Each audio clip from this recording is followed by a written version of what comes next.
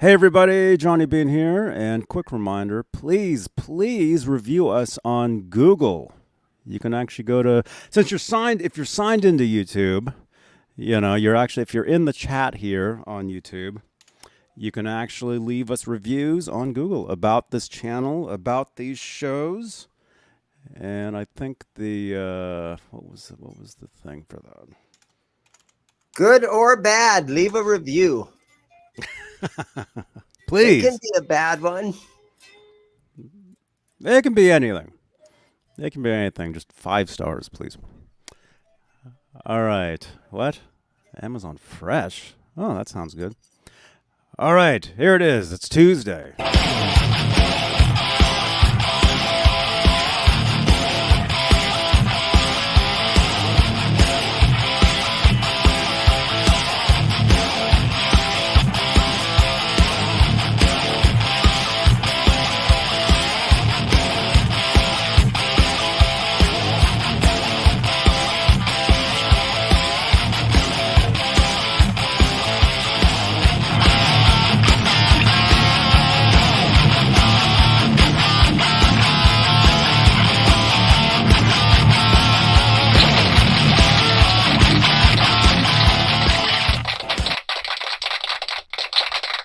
Yeah.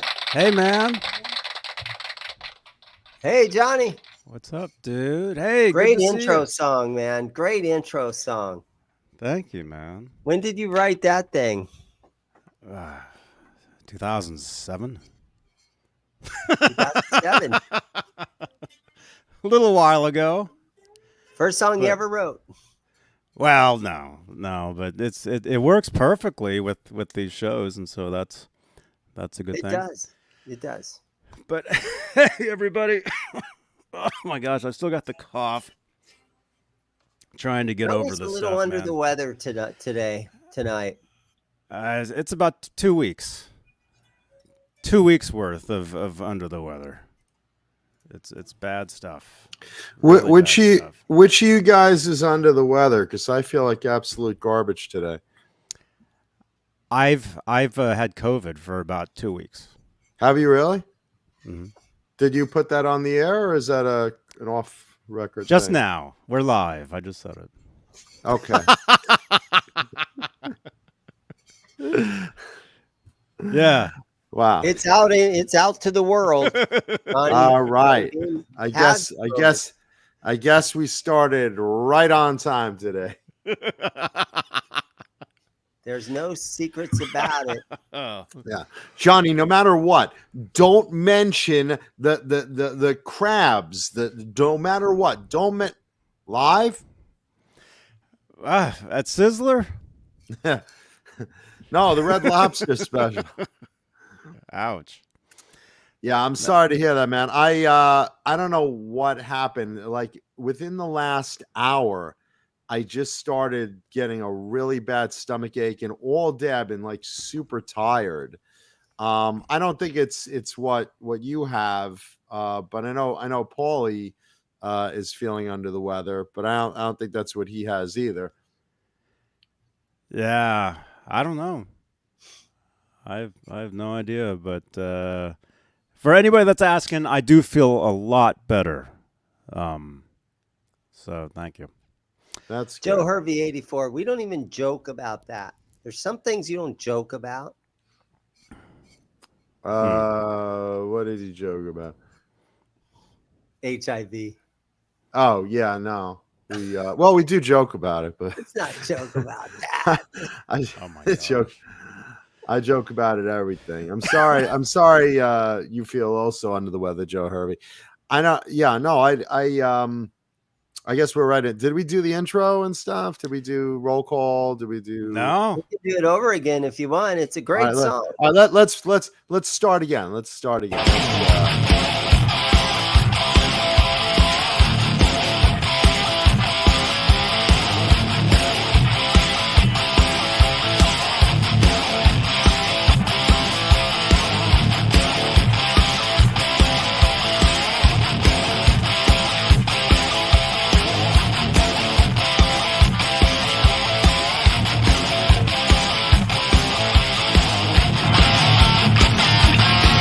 go.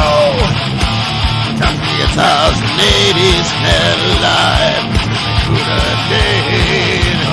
Johnny's raking in all that money. Woo! Nice. Whoa! Welcome to Talking Guitars and 80's Hey. Metal Live. Don't cough. Now I feel like shit. Welcome Wow. to Talking Guitars and 80's Metal Live. In the house, Johnny Beane, Dane Zimmerman, Hey, guys. my buddy Blue Rhino, and Paulie is feeling under the weather today. So he is out today. We wish him well. We love you, Paulie. Welcome, everybody, on this Tuesday. What are we? April 26th. 8:07 p.m. Eastern. Just ignore the Wow. previous 6 minutes that they just did.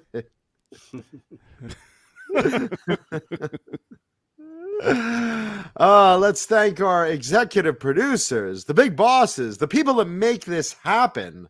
The people you think: Dave Ennis, Vinyl Freak 5150, Mike Neese, Music Therapy Laz, Majestic PB&J, Cat Wayno, False Flag, Sherman Callahan, Andy Carson, ADHD Sharp, Michael B, our Habs Warlag, the Chad, Lawrence Christensen, Linny Lou, and my little geriatric sex kid Mary. Linny Lou, I hope you're feeling better from the virus as well. James Gum, John Moronic, Paul Martin Woods, Stephen Franklin, Michael the Captain Smith, Thomas Santiago, Joe Christian, Jimmy Ray Hawkins, David Allen Wright, and Steve Carmichael. There he is. Hey, Steve Carmichael. That is the top tier of channel members, the big bosses, the people that get those cease and desist letters due to us, the people that get the subpoenas, the people that get to pay all the legal bills that we rack up, the people that, if you want to be one of those people, if you're a glutton for punishment and you have money burning a hole in your pocket, Johnny, tell them how they can do that.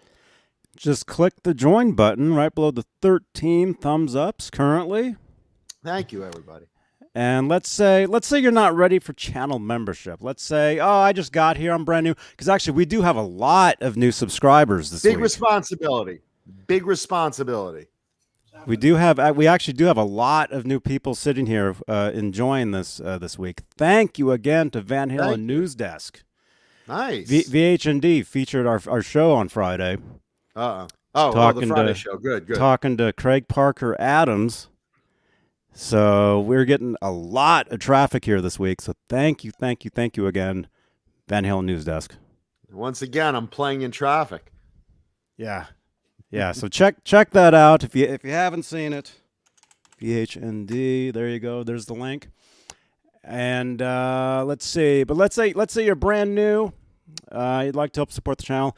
Any super chats will change the color of my lights, like Sherman Callahan just Thank did you, Sherman. moments ago. Thank you so much, Sherman. Johnny, here's $10. Make sure you get lots of fluids in Lewis.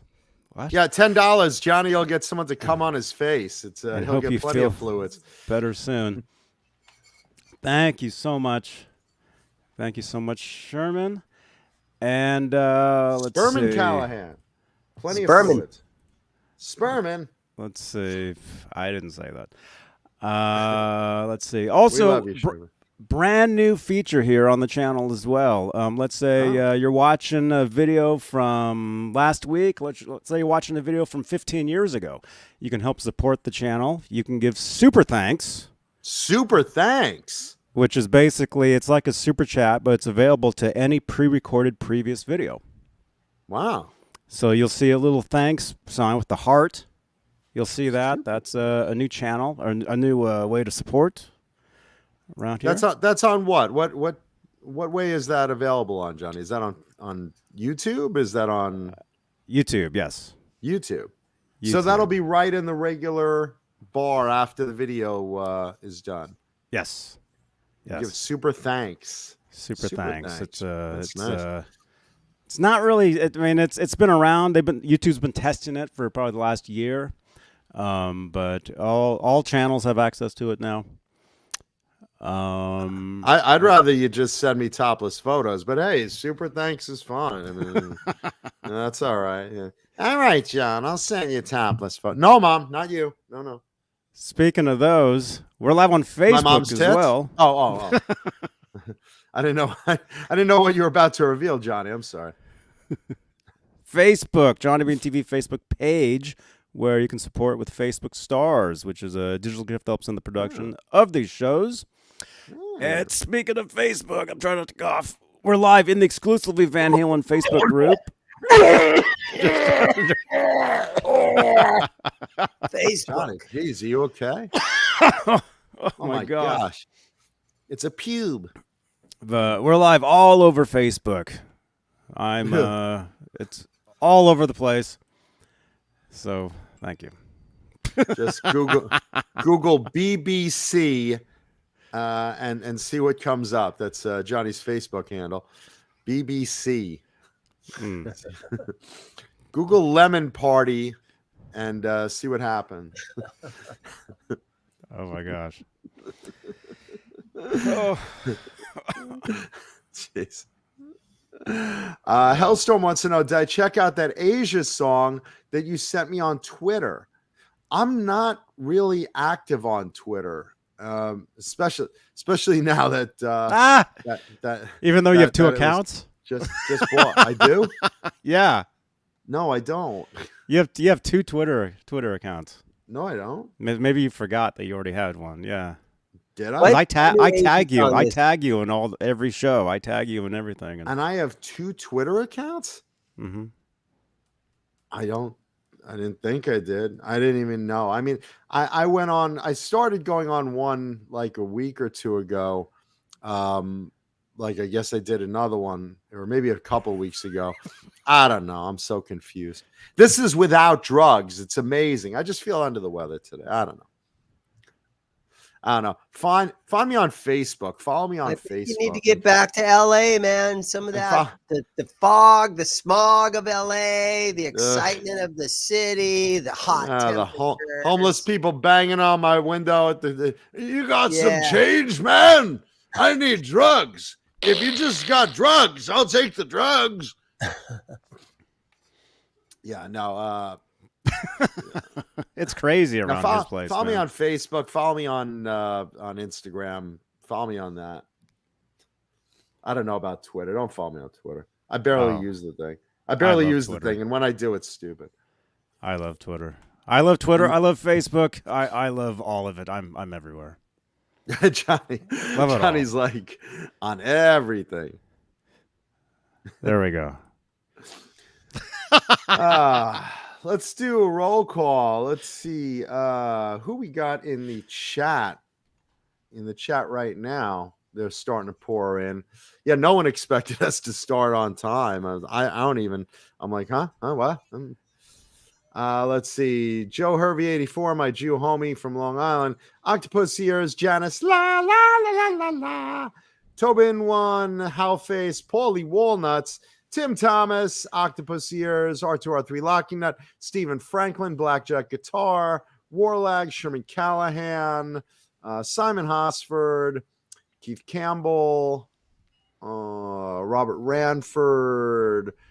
Let's see. Dan in New Jersey, Vistalite 1972, Garbage, Christopher Live, Sawa, Hellstorm, Nightbot in the house. I did not, by the way. I didn't see that Asia song. Send it to my Facebook. That's how I get stuff. Is Facebook? You can see music. Send me that link to that Asia song. I didn't get. I think Asia. Who's the only remaining member? I think it's the keyboard player. I don't know, but if he's in the chat, I'm going to read it right now, Dane. Yostinator, let's see. Tim Thomas, Kurt 5150, R2R3 Locking Nut. Let's see. My girl Sandra Picorni. Picorni, me love you long time. Let's see. My buddy Mike Mers, my house sitter Carlos. Shout out to you, buddy. My girl Erica and her wife Sophie. Steve Carmichael. Steve Carmichael. Thank you again, Sherman Callahan.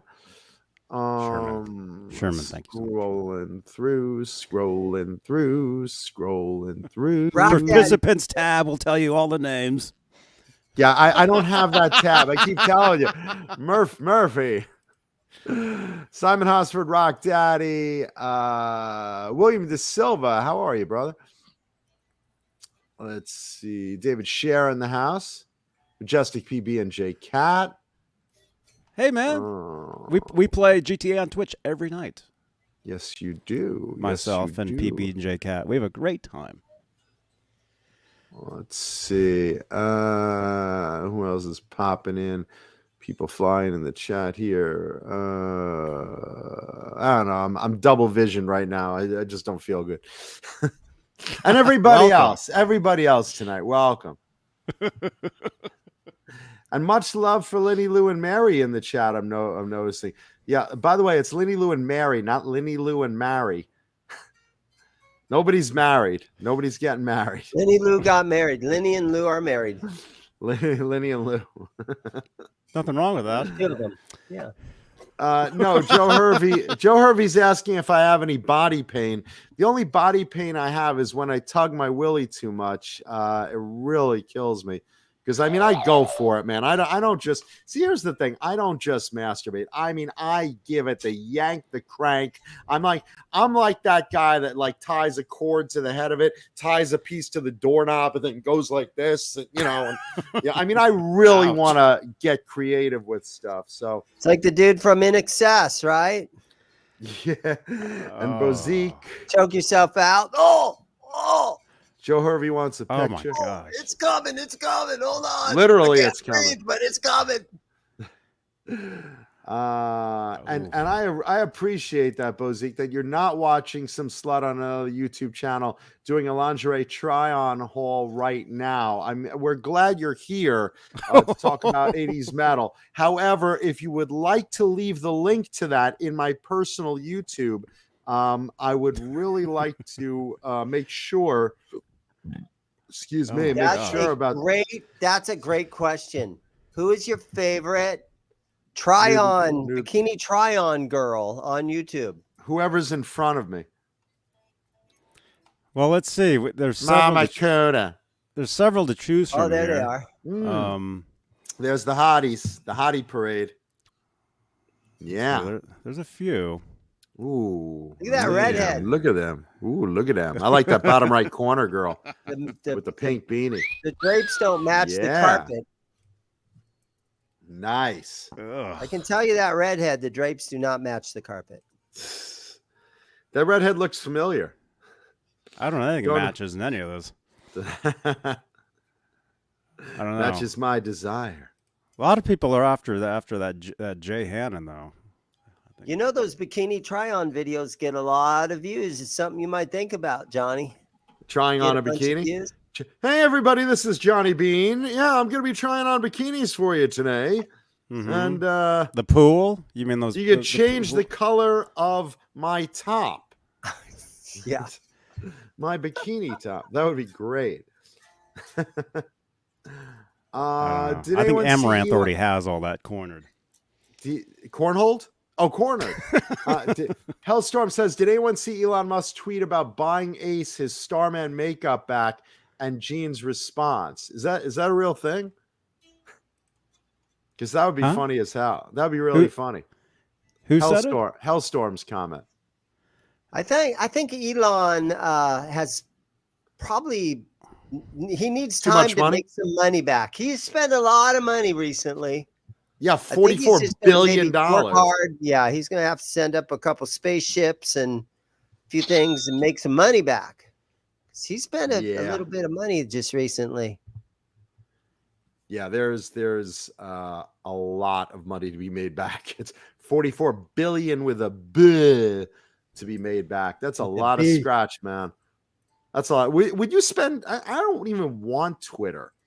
$44 billion. Why would I do things like Twitter? I would like play jokes on friends. Like Dane, in front of your store would be like a 20-foot giant ceramic penis statue in purple. When you drive up, you'd be like, "What? How did this get here?"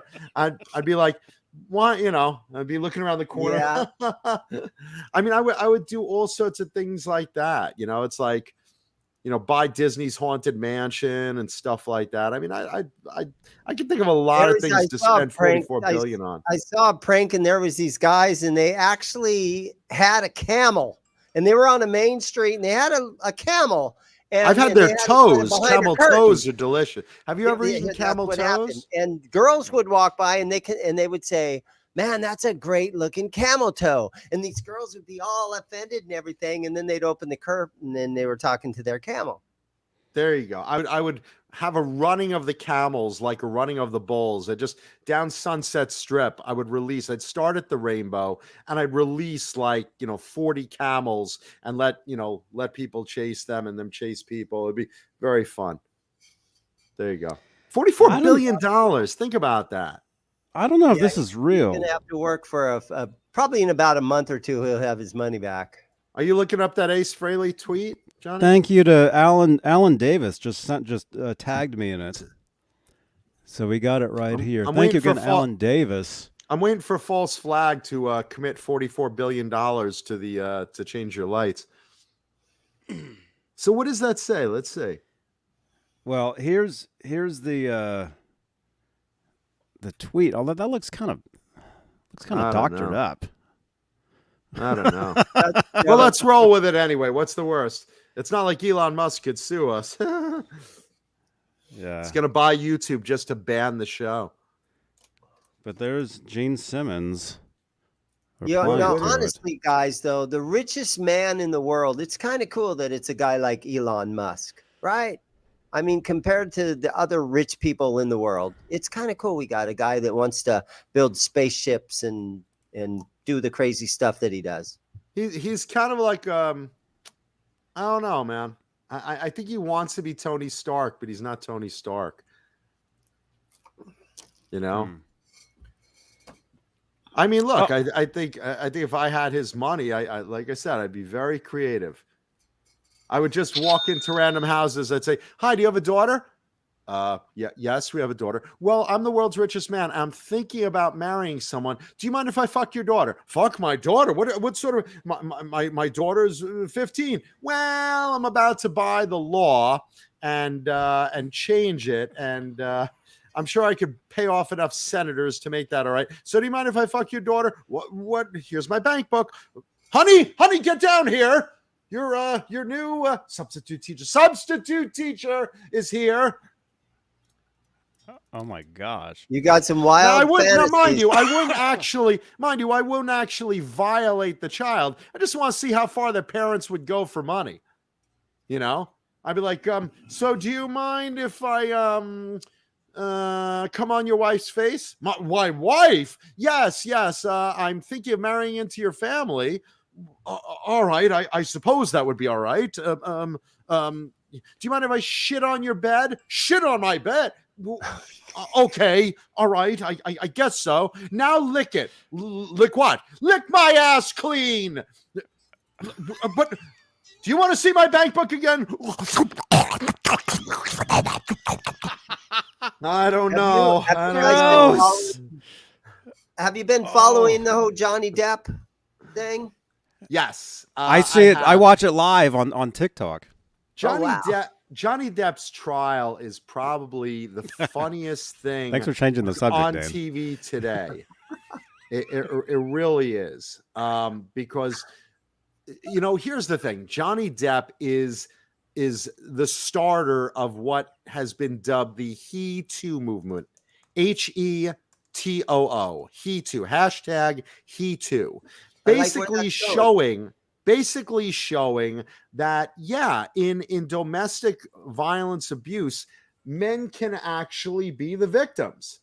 And Amber Heard is this crazy, crazy chick that did things like, shit on his bed and cut his finger and, all sorts of wacky stuff. And it's mind blowing how far this girl has gone to torture him and just, lie about it in court. And she got caught in a lie recently. She said, yeah, Johnny used to beat me all the time. And I used to have to take my makeup kit and cover up my bruises. And they're like, which makeup kit to use? This one right here. And, she has this certain makeup kit. And the makeup kit company chimes in and says, yeah, that was made 2 years after you and Johnny divorced. So you're lying. And I mean, she's just getting caught in all these freaking lies. And, look, it's just really wacky. It's just really wacky that, Amber Heard gets to work for a movie company and Johnny Depp gets pulled from a film, and it hurts his career because it's assumed in the law that the guy is guilty. Well, here's the case that is creating a movement showing that, hey, sometimes the guy is actually the fucking victim. So there you go. It's wacky. It's wild. And, Joe Hervey said it best. He's no saint. He's got alcohol and drug issues. A lot of people in the business do. But he's not the abuser here. She is. And she's getting caught up in it. And I'm having a field day with it. Good for him. And it's good for him. He also, actor turned musician. A lot of guys try it, and he's very successful at it. He's pretty good. He's both. Like I said, I'm happy to see, look, men getting their due in domestic violence cases as well, and that let's be fair about it, boys and girls. It looks like he's strumming a '59 Les Paul. Well, he's got the money for it, which is another thing I had $44 billion. I bet that's an R9. I wouldn't buy Twitter. I just wouldn't do it. I don't know. I'd be bored with it. I don't know what the fuck you would do with Twitter. All right, sure, you could change. You could, open it up to people that you've banned and whatever. And I don't know. I don't really give a shit. I just think $44 billion, have more fun than buying Twitter. Thing, Trump's probably going to give him a couple million just so he can get back on there. No, he'll let everyone back on. Like I said, I don't want to go political here. I'm just saying he will let everyone back on, and what'll happen will happen. I'm saying from Elon's point of view, come on, man, there's better things to do with $44 billion than buying Twitter. I mean, you'll have, You'll have, I don't know, more misinformation, more hate speech, and everyone will say what they want, and it doesn't matter. And, Has he made bad business decisions in the past? Yeah, buying Twitter for $44 billion. So what about before this? Has he made anything before that? I don't know. He's doing better than me and you, so it doesn't matter, man. Yeah. Yeah, he's sending people to the moon and stuff. Yeah, Tube Supio, there's plenty of places you could speak free speech. There's plenty of them. You could go out, and there's a level of free speech. Gene Simmons was quoted the other day of you can only say so much stuff. You can't, run in the middle of a movie theater and yell fire without, getting consequences. So, someone's saying that, that is kind of crazy. But I'm just saying, without giving promotion to them, there's other platforms like Twitter, one that was owned by a certain president, that are open for them. They're out there. You don't have to support Twitter. You can support whatever ones you want. That's the beautiful thing about free speech. It also gives you the freedom to go on other platforms that aren't privately owned. Some are censored, some aren't. You could go on all of them, I honestly have never been on Twitter because every news outlet in the world already gives you the best highlights from Twitter. Mm-hmm. That's one of the things years ago when I was on tour, I enabled all the different news tweets to go to my phone. So my phone was always going off with the latest news. Like literally every 5 seconds my phone would go off. But it's great. I love Twitter. You can learn anything instantly over there. Like anytime I have a problem with something, if something's not working, I'll go to Twitter and see if anybody else is complaining about it too. Well, here's what's going to happen. I will say this. It's going to be a pay platform. You watch. Twitter is free now. He's going to charge for it. That's what's Oh, they already are. They already are. They're going to come out of this. They're already there's something called Twitter Blue already where That's you it. can pay to have I forget. It reminds me of the cable companies. It's like everyone was like, let's cut the cable, and let's start streaming, and that's great, and everyone's streaming now. But now all these fucking streaming services are charging you, and it's like now you have like 100 different cable company bills to pay. Do you choose Disney? Do you choose Hulu? Do you choose HBO? Do you choose Paramount Plus? Do you choose Disney Plus? Do you choose, which ones do you choose? Because now they're all pay. And even some of the ones you pay for, there's an extra fee on something more recent that came out. It's driving me nuts. Mm-hmm. It's like, I don't know. Let's put it this way. I personally would not spend $44 billion on any one thing. I don't want to buy a business. I don't want these things. I want to buy stuff. I want to buy cool stuff.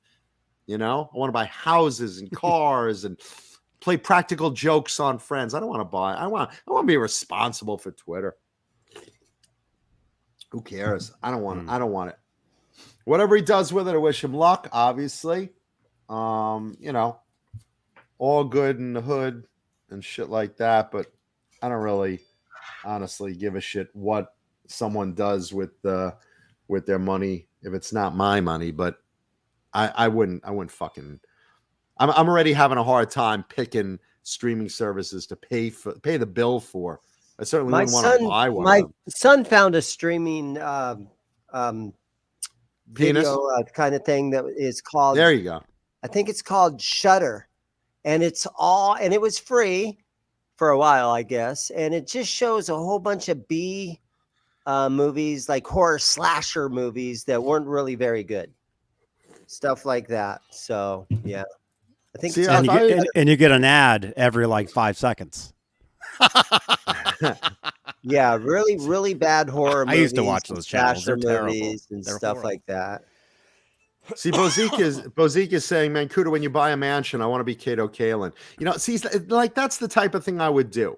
Like if I had a neighbor that I hated, I would buy like all the surrounding houses around his house and just fill them with my friends that play guitar. I'd be like, yeah, listen, I got you all some pretty expensive rigs, like that guy. Let's say David Crosby lived in my neighborhood, which he might actually. I would basically say, I'd buy all the houses around David Crosby, and I'd have an open window policy. I say you can have this house, but at least one or two of the windows always has to be open. I'd invite like all my guitar playing friends. I'd fill up the house with big amp systems, big walls of amps. I'm talking like, the type that you get with watching a what's his name show. Like an old Van Halen tour where they had walls of amps, or like what's his name has now? Yngwie Malmsteen. Yeah, just a wall of Marshalls, but it's got to be aimed at that guy's house. And then just, the house is a gift. It's a gift to you. Bozique, that's your house. Just open the windows and play all you want, man. Don't worry about the neighbors. It's just us and that guy. You remember the episode of the Osbournes where they were yelling at a neighbor and the neighbor was saying they're being too loud and the dogs were barking and Ozzy was throwing like lunch meat over the fence at him and they were blasting Sabbath.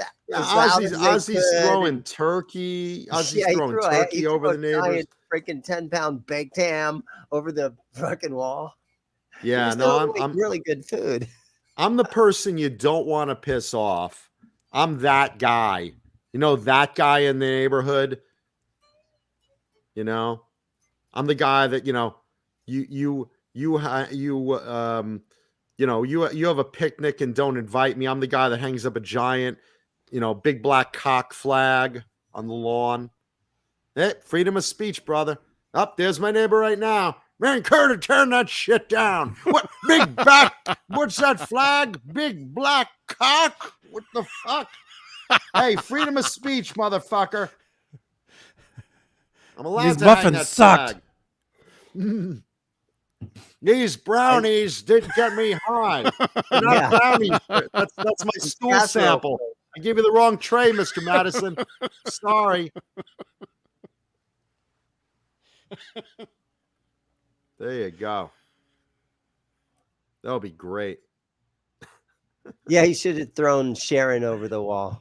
There's certain people you don't piss off. You know, your neighbors, you know, you got to be a good neighbor. You try to be a good neighbor. You try to be likable to your neighbor, you know. But it's like, you know, you want to be, you know, you want to be a good neighbor. You don't want to be that dick next door calling the town on Mama Cuda because her weeds are too high. Just take a random example out of my ass there. You know, My brother has a new neighbor that's got a rooster. And there's nothing like nothing like a good morning cock. I would have a whole stable of roosters.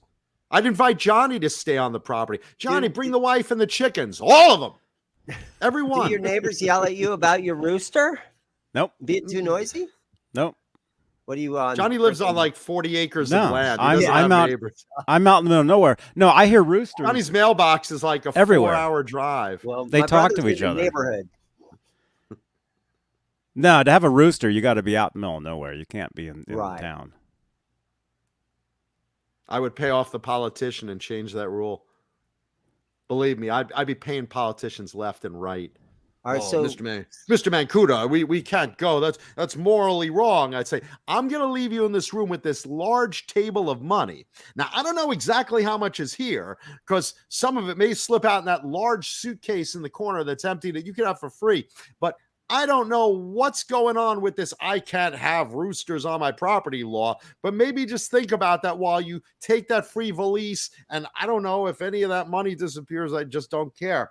So think about that. John's having fresh eggs every day. How many chickens do you have, Johnny? Well, counting the roosters, 6. Okay. Roosters don't lay eggs. Yeah. They just they make sure everyone else does. Technically, I don't know if the rooster's a chicken either. Well, you want me It's to not a check hen. for you? Yeah, 5 hens in the rooster. They don't lay eggs every day. I mean, a lot of times. Let me tell you something. I'd be buying off every politician to change every rule in my neighborhood, just in my neighborhood, just to piss off my neighbor. That grumpy old gray-haired guy with the mustache. Here's my neighbor. Look, this is him. Mm-hmm. That's him. That's my neighbor. Yeah, that's my neighbor. He used to live up in, what was it, Laurel Canyon area up there? Well, he's close enough for me. I'm telling you, I would buy every piece of property around him until I just ruined his life. Terrible like that. That's what more fun I would have with $44 billion, folks. That's what I would do. Speaking of people you don't piss off, did you guys see that video of Mike Tyson on the airline flight? Yeah. That's great, man. It's like, I don't care how drunk you are. There's still certain things, enough sobriety in your blood to not do. Like, even if you're drunk, has anyone ever gotten drunk and decided to climb off, a 10-story building and just, take a nosedive down? No, right? Certain things you don't do. Even drunk, you have enough knowledge in your brain, even sloshed, to not do something. One of those things should be not kicking the seat of Mike Tyson in front of you and saying, "Hey, Tyson, take photos with me. Take photos with me. Take photos with." You're a little white guy about yay big, and you're telling me that you're gonna kick the chair of Mike Tyson and demand he take photos with you and give you autographs. And are you out of your fucking mind? I mean, really, are you out of your fucking mind? That guy was probably up all night because that was like at 4 a.m. or something. Iron Mike Tyson, the same guy who would take out the world's champions in under a minute. Do you remember his fights back in the day? Under a minute. Yeah, there's YouTube videos of every knockout that he's ever done. It's just a compilation of one right after another. That's probably like a 10-minute video that has like 50 knockouts. Yeah. I mean, come on. That's not the guy you harass. And that's the thing. The cops were like, yeah, I would have turned around and, if he's kicking you, Well, he got his 15 minutes of fame out of this, getting beat up by Mike Tyson. Well, good for you, dude. I need my teeth, though, so I wouldn't do it. Yeah, and Tyson's not even to blame. Tyson's just like, come on, man.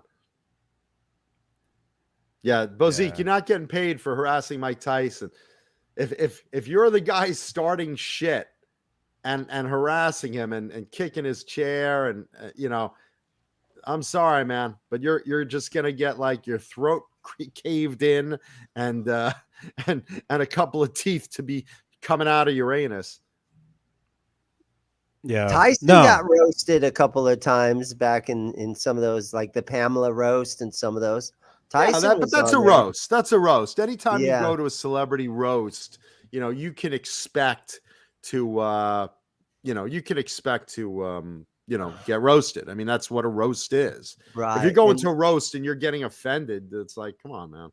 I remember the one guy was at one of those roasts was talking about his tattoo, Tyson's face tattoo that kind of looks like a target. Oh, great. You tattooed a target. You might as well just put a big target right on your face. Oh, there you go. Yeah. And speaking of speaking of don't do, so there was an interview with, Molly Shannon. Yeah. From Saturday Night Live. Yeah. SNL, Molly Shannon. There was an interview with her where she's recalling, sexual assault from Gary Coleman. Gary Coleman, the little guy from Different Strokes. What you talking about, Willis? That Gary Coleman. And look, there's nothing funny about sexual assault, but for some reason, there's something funny about this particular one because she was telling the story on Howard Stern, and I was just dying. How she's basically like, she kept like throwing him across the room and he kept, running back and grabbing on her leg and humping on her leg. And, and then she ran into the bathroom and she's like, locked in the bathroom. And she's like, how do I get out of this? And he's like looking under there. He's like, I can see you. I can see you. It's almost like that movie where you're getting chased by the Zuni doll, that little Zuni voodoo doll, and There's actually a video game that I used to play where Gary Coleman tries to rape you. Postal. Gary Coleman is actually in the game, and he actually chases you with knives. It's true. It's true. I'll find the game and I'll see if I can play it on Twitch and show you guys. It's actually him. It's actually Gary Coleman. It's his voice and everything. He's like a zombie. He's like chasing you around the room. It's really funny. That's really funny. Gary was a wacky character. I co-wrote a TV show pitch with, I had this fun idea that, certain people from like TV legacies would be a part of the show as like consistent walk-on appearances through the episodes. Each episode, you'd like, find Gary Coleman somewhere in the episode and like, like one main character is in the kitchen reaching for crackers. She opens the cabinet. There's Gary Coleman and they're reading a comic book. Another time, there, opens the toilet and there's Gary popping out, handing him paper. It was just like a random appearance of Gary Coleman, like, someone would be in a bathroom stall in a restaurant and Gary would pop his head out underneath and say, can you spare a couple of squares? And, just random appearances of Gary Coleman. And we pitched this to his agent at the time, and the agent's like, okay, Gary's willing to do it. Here's his price. And he was wanting like some crazy 6-figure price. And this is like at a time when Gary Coleman was having all these problems with money and he was in the news of like getting tax audited and going bankrupt and desperate for money. So we're thinking, yeah, he'll take the gig and whatever. And the agent was just like, yeah, he wants $200,000 an episode, and it's like, really? just to be in the freezer for a minute, as she opens the freezer, something like that, or in the kid's locker or something. It was just the wackiest thing. But just hearing this story of like Molly trying to like get away from Gary, and Gary like, come on baby, and chasing after, it was like the funniest thing. Like I said, it's funny, not funny, but it was funny. And apparently his agent like made a thing of doing things like this, because the agent basically walked her up to the hotel room and said, hey, you want to meet Gary Coleman? And oh yeah, that would be cool. And then he just like left her in the room and booked out. Like it was almost like leaving her in a tiger cage, like locking the door and like, huh, what's going on? That's a tiger. Except it was Gary Coleman. There he is. There's him in the game Postal. And what happens is he has a book at the mall. He's doing a book signing. And you have to go to the mall to get the book signed, and then he basically goes nuts and chases you around, and it's actually him. It's actually him in the game. And yeah, Keith Campbell, it was like a silly reoccurring role every episode. It would be almost like a game to find Gary in the episode. He would be like, the roadie of like a band or something, or, he'd be the ice cream man one day. I mean, it was just, we found creative ways to like stick him in an episode of the TV show. And it was just crazy, but it's like being chased by a Chucky doll. I'm going to get you. And she says he was like bouncing on the bed, trying to land on her. It's like, I mean, think about that. It's like Gary Coleman, you're trying to get away and Gary's bouncing on the bed and trying to leap on you. It's like, what the hell? So did she finally just punch him or something? I mean, No, she finally locked herself in the bathroom, and he's outside. Oh. Then at one point, she just like whipped open the door and booked for the door. Obviously he's not going to be able to catch up with her, but it was just crazy. Yeah, that sounds wild. He's a creepy little guy. He was. He's creepy. He was. I mean, he went from cute to creepy. He's dead now. No, he was as creepy as you could get. It was really crazy though. It's like literally hanging onto his leg, and she's describing trying to shake her leg and shake him off. It's like a dog humping your leg. It's just so crazy. It's it's wrong, but man, it's that's the type of thing that I'm enjoying about the Johnny Depp Amber Heard court case, is that all these wacky behind the scenes thing. And make no mistake, for those that think I'm opinionated toward Johnny, I mean, there's two reasons for it. Number one, I have someone I'm friends with in Hollywood that is was close friends with them as a couple when they were together. He was there. He was inside the house during a lot of, I'm not going to mention his name because I know he doesn't want me to, but he, he would tell me like a lot of stuff. That she was what she was like, and craziness and whatever. So I have some inside insight into that situation. The other thing is, if you watch that court case, she's getting caught in all sorts of lies. The idea that the makeup company says, so that's the specific makeup case that you used to cover up bruises supposedly left by you when Johnny beat you. Yes, this one right here. Okay, because that came out in 2017. And it wasn't existing nor anything like it. And, I mean, she's nuts. She's just nuts. That's going to be bigger than the OJ trial. No, nothing's going to be bigger than the OJ trial. But I mean, look, it's fun to watch. Unless they take off in a Bronco or something. She does. Yeah, that's what'll happen. She'll run out of there. If you guys get a chance, just watch the tapes. I'm personally glad to see that, finally men can be claimed as victims. I mean, like I said at the top of the show, no domestic violence is good. None of it. But the courts are so skewed toward believing the woman against the man, and now it's finally going to balance out, which I think is the way to go. So we'll see what happens, but I just think it's so wacky. And it's for $50 million. He wants $50 million, right? Well, you know why? Because what happened is she made some claims saying that, you know, he was abusive to me, and badmouthed him to the movie company, who immediately took away his movie. They cut him out of I forget what it was. Strange thing. I forgot what movie it was, but Johnny got axed from that movie, and she got the role in Aquaman.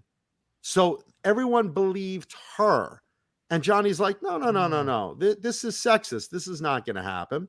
So she cost him at least that much money in lost work, and she gained a lot of money for the work that she did. It's just not fair. It's not right.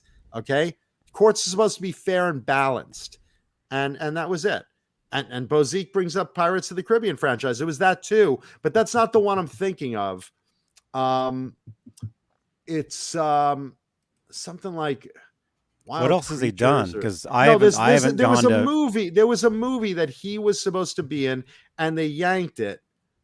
It was like a magic movie or something. I forget what it was.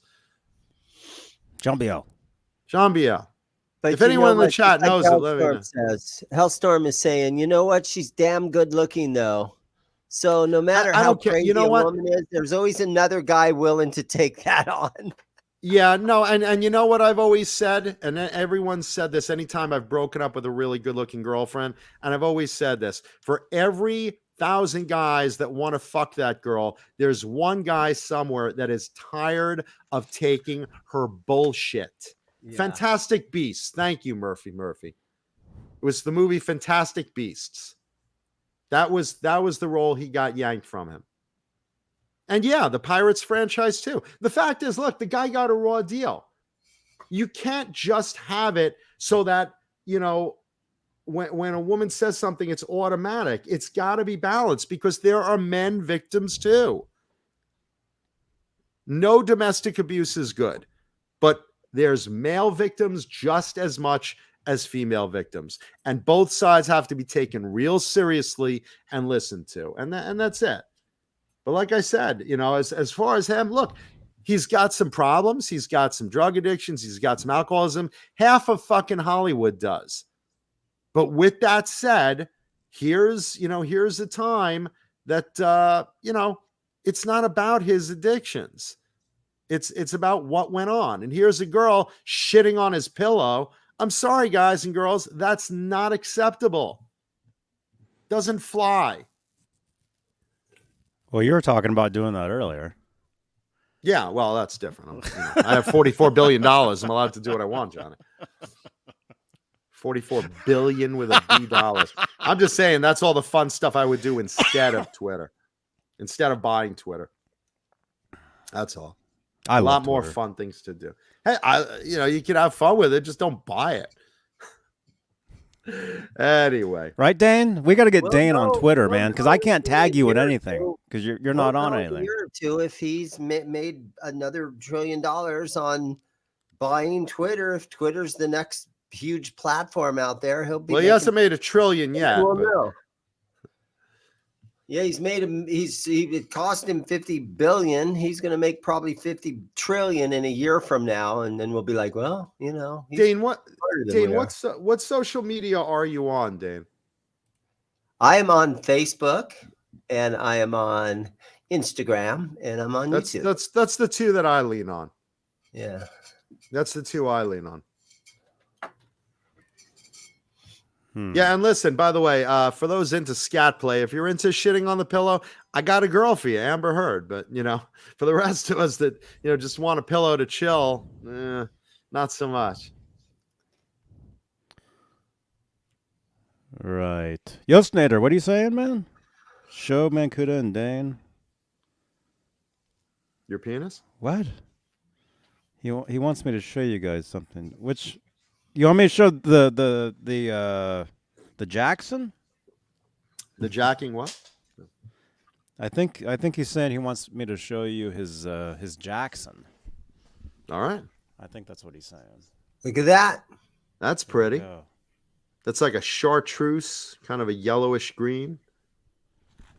It's That's neon. It's like neon green. It looks yellowish on here. Well, it's like a neon yellowish green. It's that middle color, like a chartreuse. It's fucking gorgeous. Is that of inlays? What? Oh no! Oh, he doesn't want you guys to see that. Whoops. He Oh, wants you- okay. Well, we just put it out in front of a couple of thousand people. Sorry about that. He wanted you to see the EVHs. Oh, okay. Well, that's even better. That's the stuff I like. That's a nice lineup, man. Ugh. Oh. Oh, he sent the same. Okay, there you go. But why is that on your couch, Johnny? That looks like it's on your couch. I wish it was with my Ned. Yeah. I wish it was. It's very funny how like you can look at someone's guitar collection and recognize couches. Everyone recognizes when stuff is on my couch in And the Los window. Angeles. Isn't that funny? That's a nice lineup, man. If you were going to grab one of those, Johnny, Yeah. which would you grab? Let's see. Well, I mean, see, when I pick up a guitar, I use it for depending on what the situation is. Like if I'm recording But if he said, Johnny, you can have one of these. if I could just have one, Yeah. He's got $44 billion. He's giving you one of those. Yosinator, I would take. Yeah. Which one is that? Is that a special? Are those? Okay, I would take the white Wolfgang. Because that looks like yeah, I'd take the white Wolfgang there. I mean, You know I'm- which I'm one I would looking- take? I would play all 5 of them, and I would pick out the best plain one because they're all worth the same amount of money. But like personally, which one speaks to you? Which one would you have the most fun playing?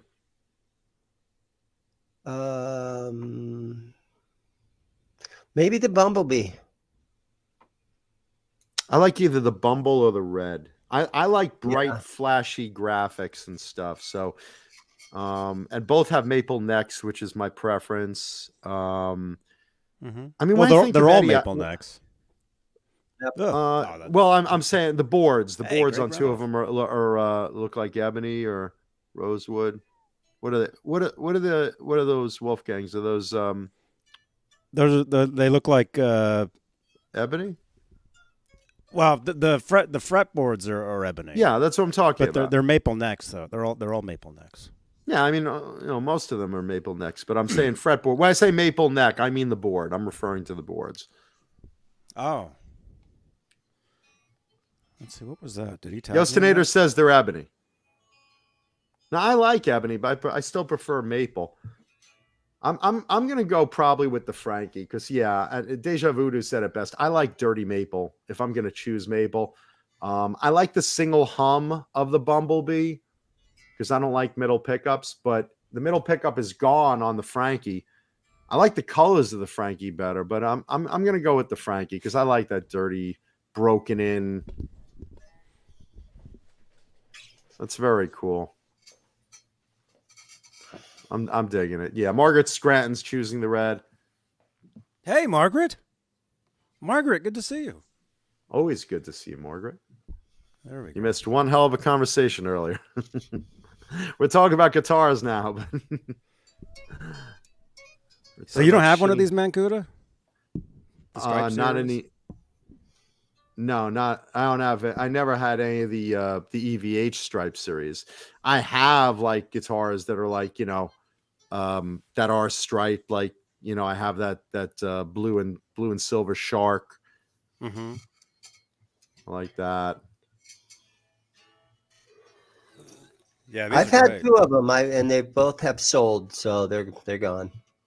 I've had other Van Halen related guitars on the show before, but I don't have any EVH branded. Yeah, I agree, Keith Campbell. Thank you.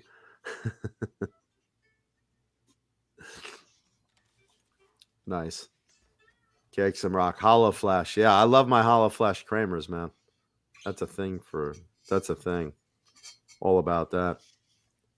Hey, we were talking about being sick earlier. Did you guys hear about the Lucky Charms supposed sickness that's going around? No. Did you hear about this? This is real. This is real. Stomachache? It's not a good. Supposedly, Lucky Charms cereal. Now, again, don't sue me there, General Mills. But supposedly, Lucky Charms has had a rash of people getting sick from the cereal recently. Like something was wrong with, a batch or something like that. Again, supposedly, allegedly. That's what I'm hearing in the news. So, at least it's the most colorful vomit and shits ever. You look at your turd, there's pink hearts, orange stars, green clovers, blue diamonds, yellow Purple moons, pukes. yellow It's the moons, purple leprechaun. horseshoes, red balloons. The leprechaun. Oh, always after me, Lucky Charms. And now you have the shits. Serves you right for going after me, Lucky Charms. Couldn't buy a box, you stingy bastard. Now you're vomiting.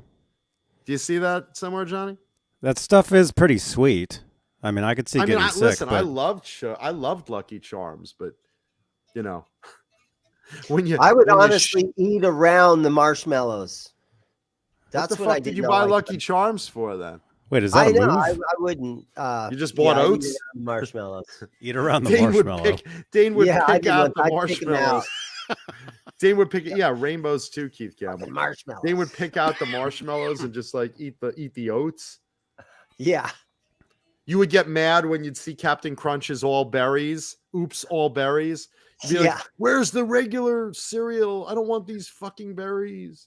Yeah, that marshmallows, man. That's what's bad. That's what's giving you the sickness right there. It's those marshmallows.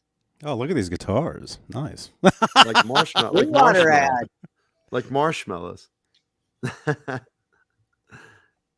That's now just picture that in a marshmallowy, chocolatey log, and that's what's in your toilet right now.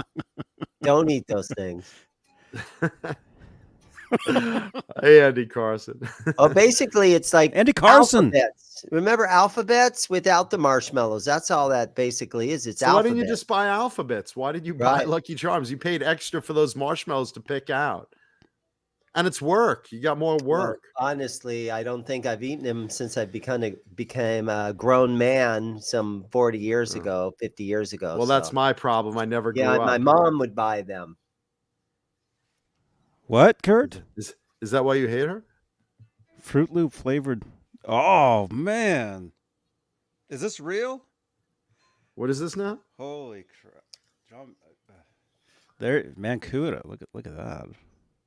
Wow. So that's Fruit the Loops. cereal milk. Cereal flavored milk. Cereal milk. They just put, so after you eat all the, you would eat all the cereal and then you drink the milk right out of the bowl when you were done. Yeah, because the cereal changes the milk's color and flavor. Yeah. Either with like Frankenberry and Blueberry, it would turn the milk like purple it wasn't and blue. Cold anymore either, so it's better served like sort of room temperature. Nice. Look at this. Today's show sponsored by Fruit Loops. Delicious and Fruit Lucky Loops Charms. milk. And streaming. Follow my nose. It always knows to go in your mom's pussy. Huh? What? Damn, get out of there. That stuff will give you diarrhea, guaranteed. Flavor of fish. Lucky Charms, little whore. Unlucky. Hey, Alice. Unlucky Charms. Hey, Alice Martinez. Smash that thumbs up. We got 103 watching. Deja Vu says Wilfred Brimley is turning in his grave. Wilfred Brimley, friend of the show, spinning in his grave. Why aren't you talking about oatmeal? Poor Wilfred tried to teach us to eat healthy, and here we are talking about. There's old 100-year-old men, and they for every breakfast they have a bowl of oatmeal. They have a teaspoon of honey. And speaking of my honey, I just got word privately that Lenny Lou and Mary are watching, even though she's preparing for colonoscopy. and which is great because we were talking about shitting the bed anyway. So wishing you ladies very well. If you feel like sending us photos of your marshmallow surprises, please send it to Johnny Beane. Send them to him. Yeah, send photos of your if you have a stool sample that's a slightly weird color, green, pink colors, weird colors, blue. Speaking of stool sample, Dane, today's Bang energy drink, delicious Bang energy drink, happens to be whole lot of chocolata. What coincidence? I don't know.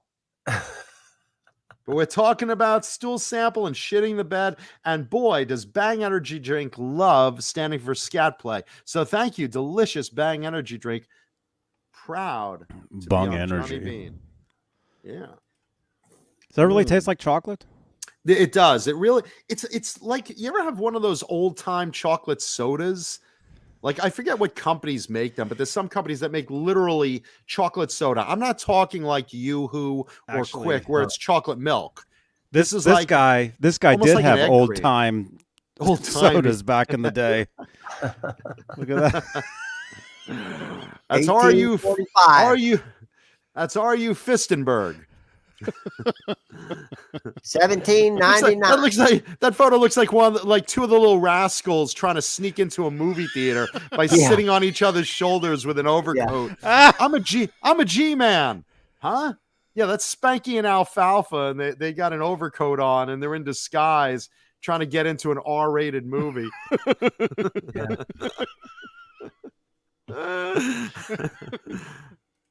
You're too young to be in this movie theater. Nope. 71, huh? Nobody lived to 71 back then. Spanky's testicles are tickling the back of Alfalfa's neck. He's gonna sneeze or something, blow the whole deal. Trying to get in to see the Terminator. Keith Campbell says that looks like Snidely Whiplash from the Dudley Do-Right show. Mega Todd says that's the Monopoly guy when he was a kid. There he is. Yeah, that's actually a really, really, really old photo of me. No shit. That I found. Really old. Is that of you, Johnny? When you were young, that was your That's photo? Johnny's ancestor, VP Vanderbilt Beane. Yeah. No, that's one of my ancestors. There you go. That's one of my ancestors, and he just happens to be wearing a StreamYard old-timey jacket. Yeah, I was about to say he's wearing an old-timey Van Halen shirt. In an old-timey element. Gonna pull a maple neck out of my hat. BC Rich Mad Dog is watching on Facebook. That's a new name. Nice. I've never seen that one. Cool. Welcome. We got a bunch of new listeners that will be turned off by the end of the show. Thank you. Johnny, did you see the Ohio State football game's tribute to Van Halen, by the way? 2 weeks ago. There you go. Well, that's when I wrote it down. Yes. That's why I wrote it down. I kept pushing it off. Remember I said I have a story? Yeah, I'll tell it the next show. We ran out of time. I'll tell you the next show. So the marching band walked around and they marched around and then they probably played Jump, I'm going to guess. They played like what, Johnny? 4 songs? They played Jump. They played Dreams. Panama. Maybe Panama. They played. I imagine they did the keyboard. And then they did like the Van Halen. They spelled out Van Halen and did the Van Halen logo in marchers, which I thought was pretty cool. In marchers, yeah, in marchers. Oh, it was actually really cool. I thought it was very cool. And yeah, I mean, there was something. Some stuff like that could be kind of cheesy, but this was actually very cool. Ohio State University. I was thinking they've got 2 movies more or less about Motley Crue, as far as The Dirt, and then they got that Pam and Tommy and Pam thing on Hulu. But how come we've never seen any sort of a Hollywood production of anything Van Halen? Is it just not an interesting enough story, or what's your thoughts on that, John? No Van Halen movies. We've seen Motley Crue movies because of the book The Dirt, right? Right. And then there's the I think someone thing on Hulu. Why not a Van Halen movie? I think someone needs to. Here's the problem. I think someone needs to write that book. And the problem is, Michael Anthony has explicitly said, listen, I keep getting asked all the time to write a Van Halen tell-all book. And I'm going to write a book, but it's not going to be all tell-all. I'm not going to break secrets and blah, blah, blah. It's like, well, then why are we buying it? We don't want to buy a book unless it's like, giving us some stuff, giving us something interesting to read. And Dan, you're talking about something official. Right? An official. Because there was an official show on some channel, and it was horrible. Yeah, there needs to be. I'm sorry, someone. I don't want to see. I say official. They're unofficial. There was this unofficial program that was just really bad. I wanted to see something like The Dirt. I wanted Dave's books to be more revealing, but they weren't as much as I wanted. I don't know. I was hoping Michael Anthony would be the one to spill the beans and give kind of like, all the backstage stories and fun stuff and tour stories and stuff. But like without that, I don't think there's a lot of book to write, Yeah. What if they thought about it from the Valerie and Eddie, sort of time and where Valerie could be a big star in the movie and get a hot model to play Valerie and. I mean, I guess you could spin it as the love story, Eddie and Valerie or whatever, but then you're missing the real mark about the band. A lot of that stuff was in the tabloids back in the 80s. I mean, you'd go to the supermarket, and you would see the Safeway, and those all those trash, magazines. Every other week was something about Eddie and Valerie. I had them. I had stacks of them. I used to collect that stuff. But I guess there was nothing that really got that controversial between the two. Controversy. Well, it was all made up. It was all lies. All the stuff that was in those magazines. Yeah. Controversy sells. If they were going to make something like that, it should have been made 35 years ago. No, I think the young generation needs to see it, just like we had the Motley Crue movie 2 years or 3 years ago. Yeah, see, that's what I would do. I would make up. I'd find the right script for a big budget Van Halen movie. I would buy Bang Energy Drink as a corporation. These are things I could do with $44 billion. Do you think the whole Dave getting kicked out of the band or quitting and Sammy taking over, would that be interesting enough for a Hollywood budget to? Probably not interesting enough, is it? I mean, it's really there's really got to be like, some stuff there. There's got to be drama. I mean, if you're trying to hide drama from one of the bands that had so much drama, then you're not capturing the accuracy and the flavor of Van Halen, And look, I mean, let's put it this way, that, obviously, you could say, the band, had drug problems, alcohol problems. Every band did in the 80s. So this isn't really like a shock, but, it would be a lot of the tension between Dave and Ed and a lot of the groupie stories. That would be fun, I don't know.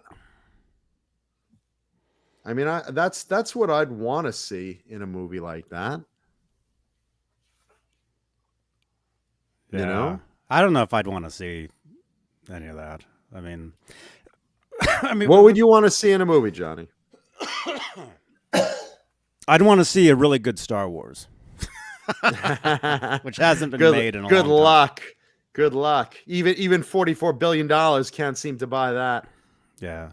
But no, with Van Halen, I mean, that's, I don't know. There's something very, I mean, it's such a special band where everything we want the real stuff, I think. Let me know in the chat what you guys think. That is the real stuff. No, but we want actual footage of the band. We want actual concerts. I don't want some made up story with people acting like they're the band. The last thing shows online.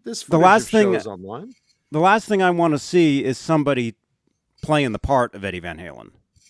I'd rather see the actual Edward Van Halen in footage. I mean, then you just want to watch a documentary, or I mean, you can get concert videos on YouTube right now up the wazoo. Yeah, and I've seen them all. I know all of them. I've seen them all. The only thing where where I'm fine with somebody playing the part of Edward is the kid playing him in the How for Teacher video. You know, that's fun. That's cool. But I don't want to see somebody acting, jumping around. You know what I mean? It's just. I mean, that's the movie, Johnny. That's It it's did a good. movie. It People did play good other on, people. The Dirt movie did really good for Netflix, wasn't it? Netflix? It did good for Motley Crue. It did.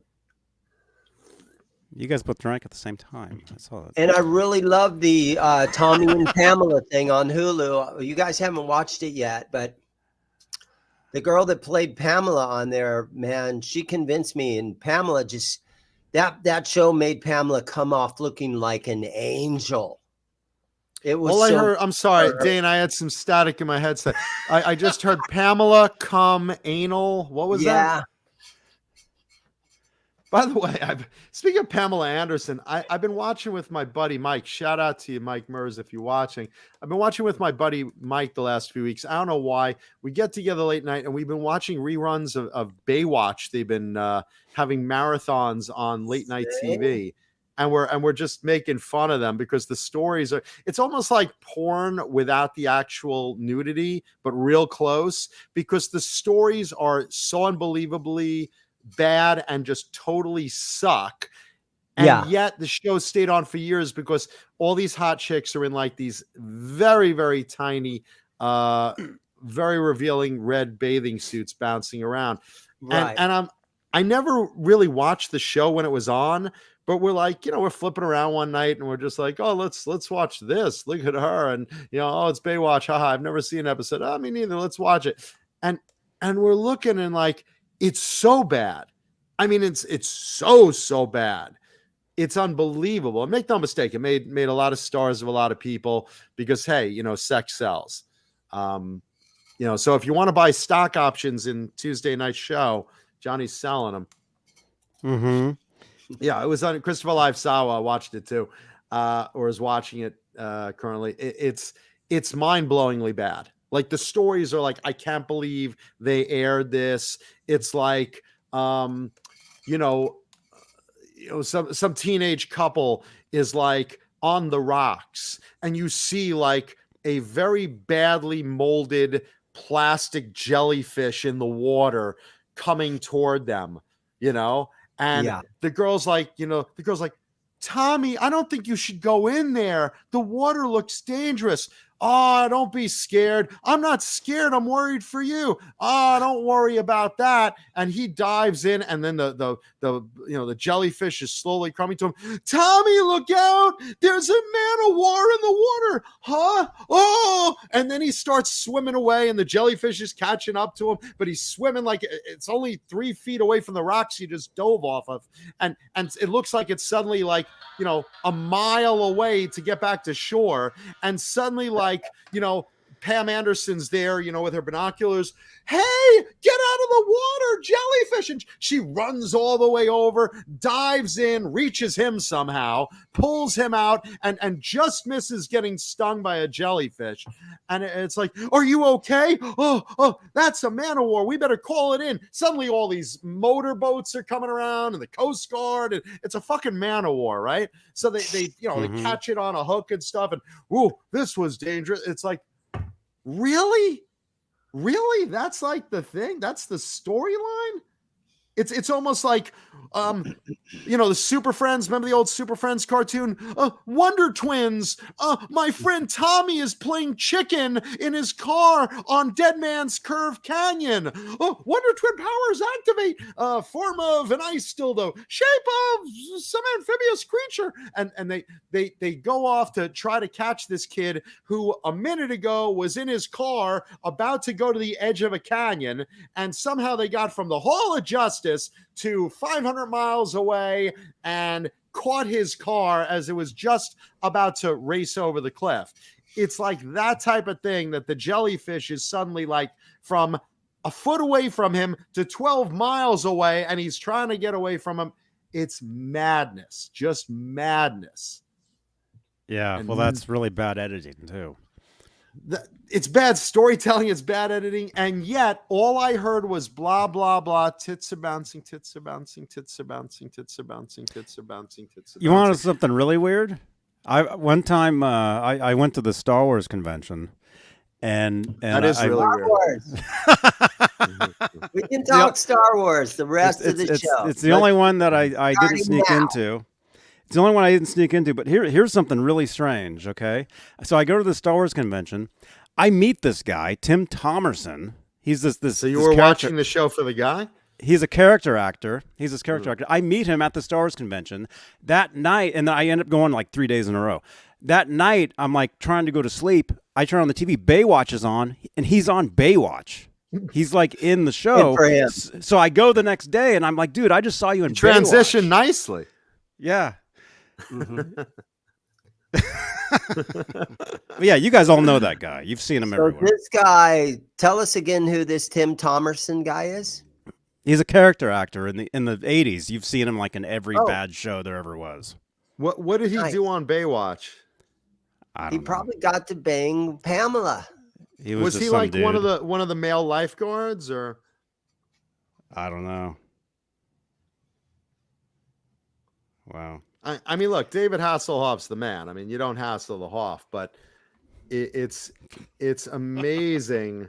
It's just amazing that that show stayed on for years. Did you watch Baywatch with the Zac Efron, Efron or whatever? About 10 years ago, I think they made a movie called Baywatch, and Pamela even did a little cameo at the very end of it and everything. I didn't even know they made a Baywatch movie. Yeah, it was Zac. I've never seen the show until recently. All I know of Pam Anderson is she was on Baywatch, and I saw the one thing I watched with her that mattered was her down Tommy Lee's cock, like it was a flagpole, and she went so deep it was coming out of her ass, or in a different scene it was actually coming in her ass. But I digress.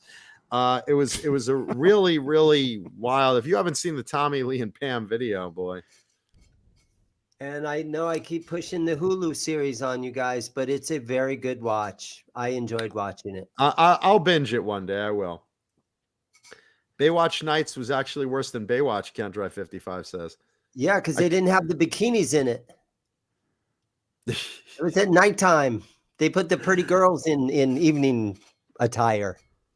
Yeah, Mad Dog, we dip in and out of metal. We'll be talking about it. Don't worry. Here, I'll tell you what. Let's make the transition. Let's make the transition to Cynthia Plaster Caster, the best groupie ever, in my opinion, has passed away. Unfortunately, she passed away. Let's see. What day was this? She passed away a couple of days ago. Last week. Yeah. Let's see. April 21st. So that was 5 days ago. She passed away 5 days ago. So that was within the week. Anyway, she was the groupie of groupies. She was known for basically sleeping with everyone, and every rock star she slept with, from Gene Simmons to Jimmy Page and Jimi Hendrix, and she made her way. Her vagina did a world tour of musicians, but her signature move was everyone she slept with, she took a plaster cast of their penis.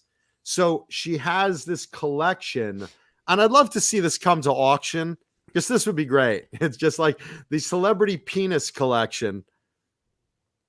And she basically has these just hundreds of casts of celebrity dongs. She died at 70. Very happy.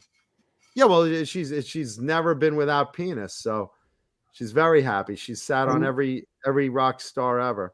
And you can't spell happiness without penis. Absolutely. And what's really funny is she always basically said that she was an artist. She was an artist, and those plaster casters were art. So, I don't know if she had enough concrete to make Tommy Lee's.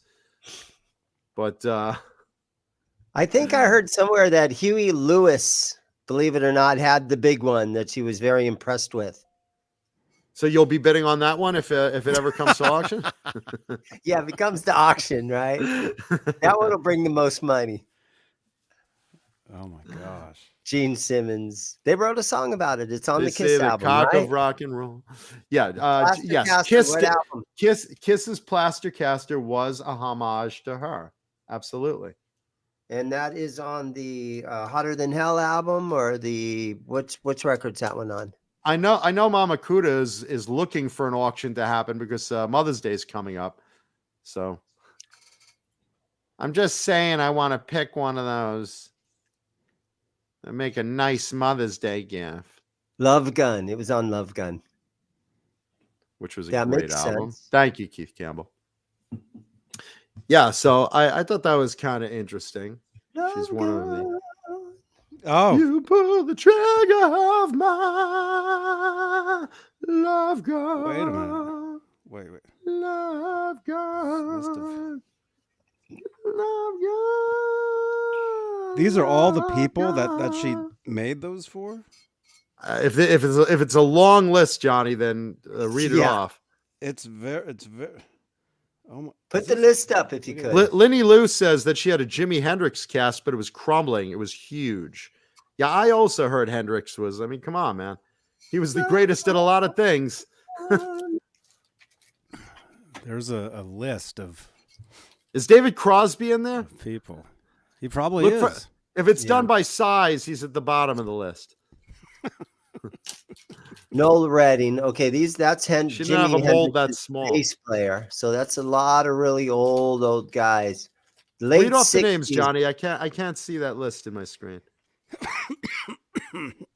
Joel Copland, Coughlin? Al Hernandez, Jimi Hendrix, Noel Redding, Don Algilv. I can't read these names. So it looks like she started with two of her friends, and then she moved on to the Jimi Hendrix experience after she got herself a little experience. Gives a now whole the new Plaster meaning to Caster. experience, right? Yeah.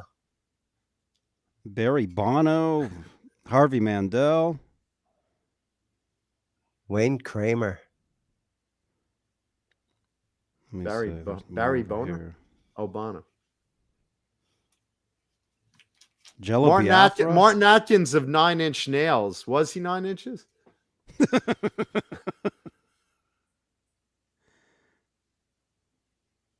Wait, I don't Johnny, know. go to the left of the screen again. Let me see that name. Hold on. I see Mamas. Is that Mama Kuda? Mamas Kuda? I don't know, but there's a list She of got women a here, Led too. Zeppelin guy. John She got- Smothers, Frank Zappa's bodyguard. And what's really funny is she has the dates that she hooked up with these guys. And there were some bands that weren't the biggest bands out there. Pacific Gas and Electric Band. Wow. Were they good? In bed? I don't know. Iron Butterfly, right? Oh, there's Foghat. I opened for Fog. Did that say Foghat? No. Yeah, it does. It says Foghat. Those guys were cool. There's women, too. Barry's Bono. How do you do a woman? Do you want me to show you, Dane? I mean, I should write a whole book on it for you. A little how-to. Oh, Karen O from First, Yeah, let me Yeahs. show you the clitoris. Very important. Speaking of Plaster, False Flag is still waiting to pass his stone. Thank you, False Flag. False Flag. Hope you're feeling better, man. Thank you, dude. She puts the date on the bottom of each cast. Well, she didn't discriminate, I'll tell you that.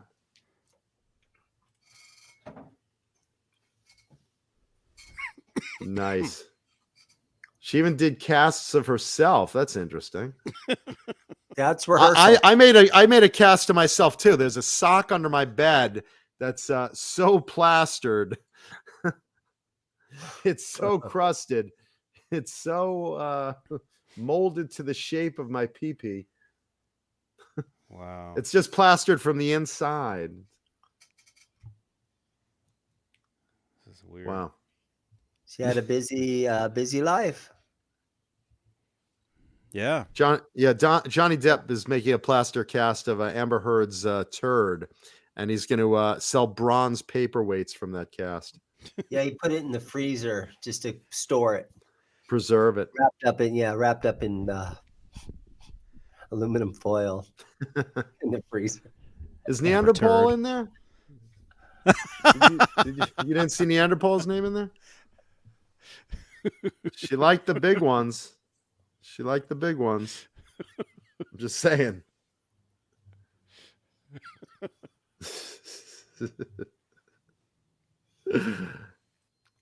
Speaking of women in the metal world, Sharon Osbourne posted up a great story in the news the other day about her, and I was really entertained by this one.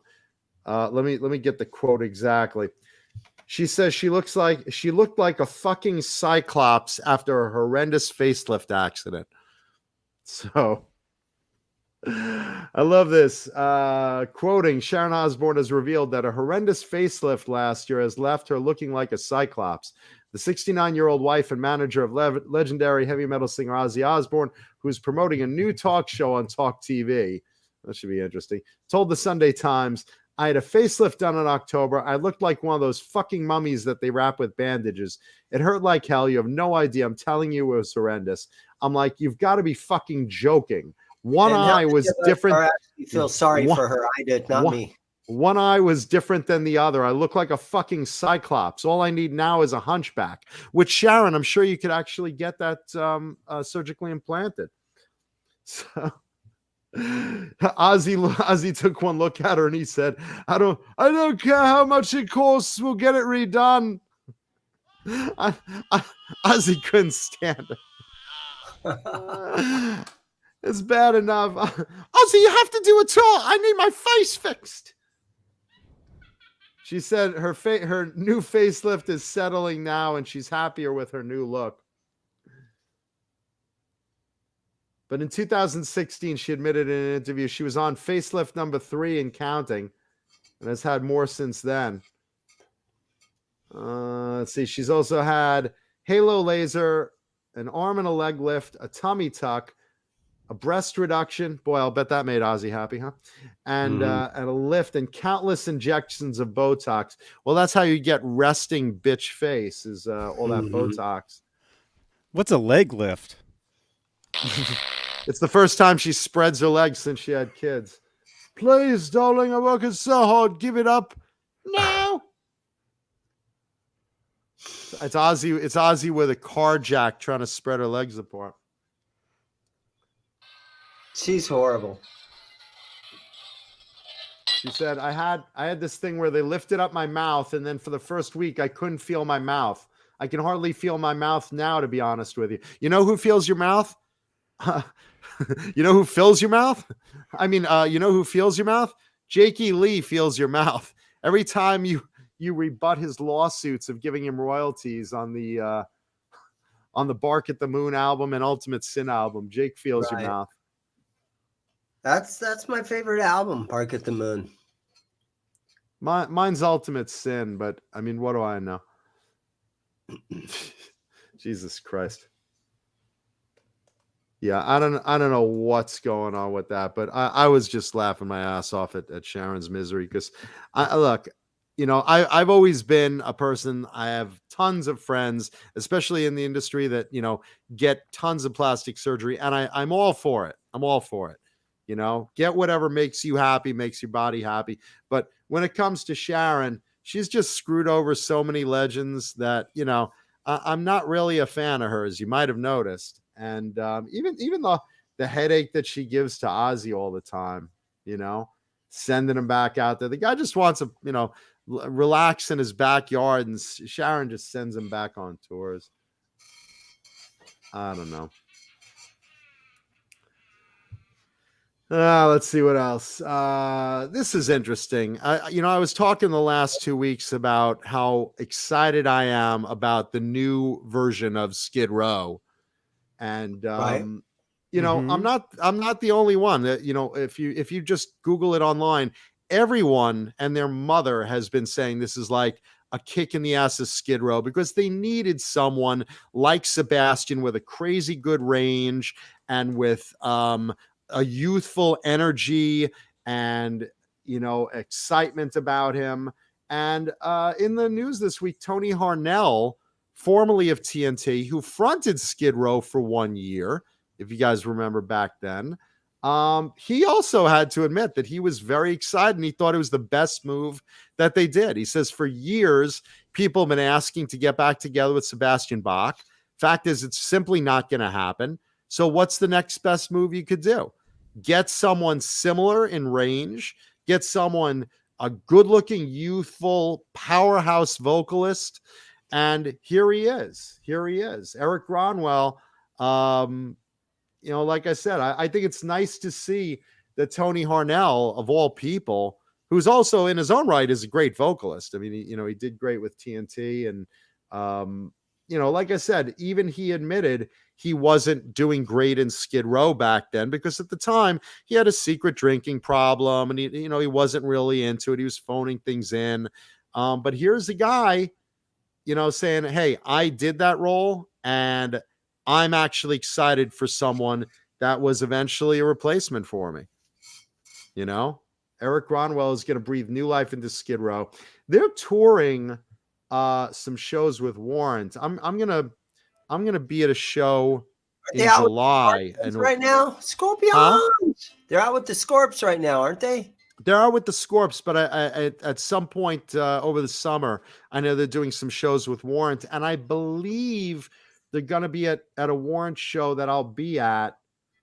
So I'm pretty excited if I get to see them live like that because I've seen some of the videos and he's just great.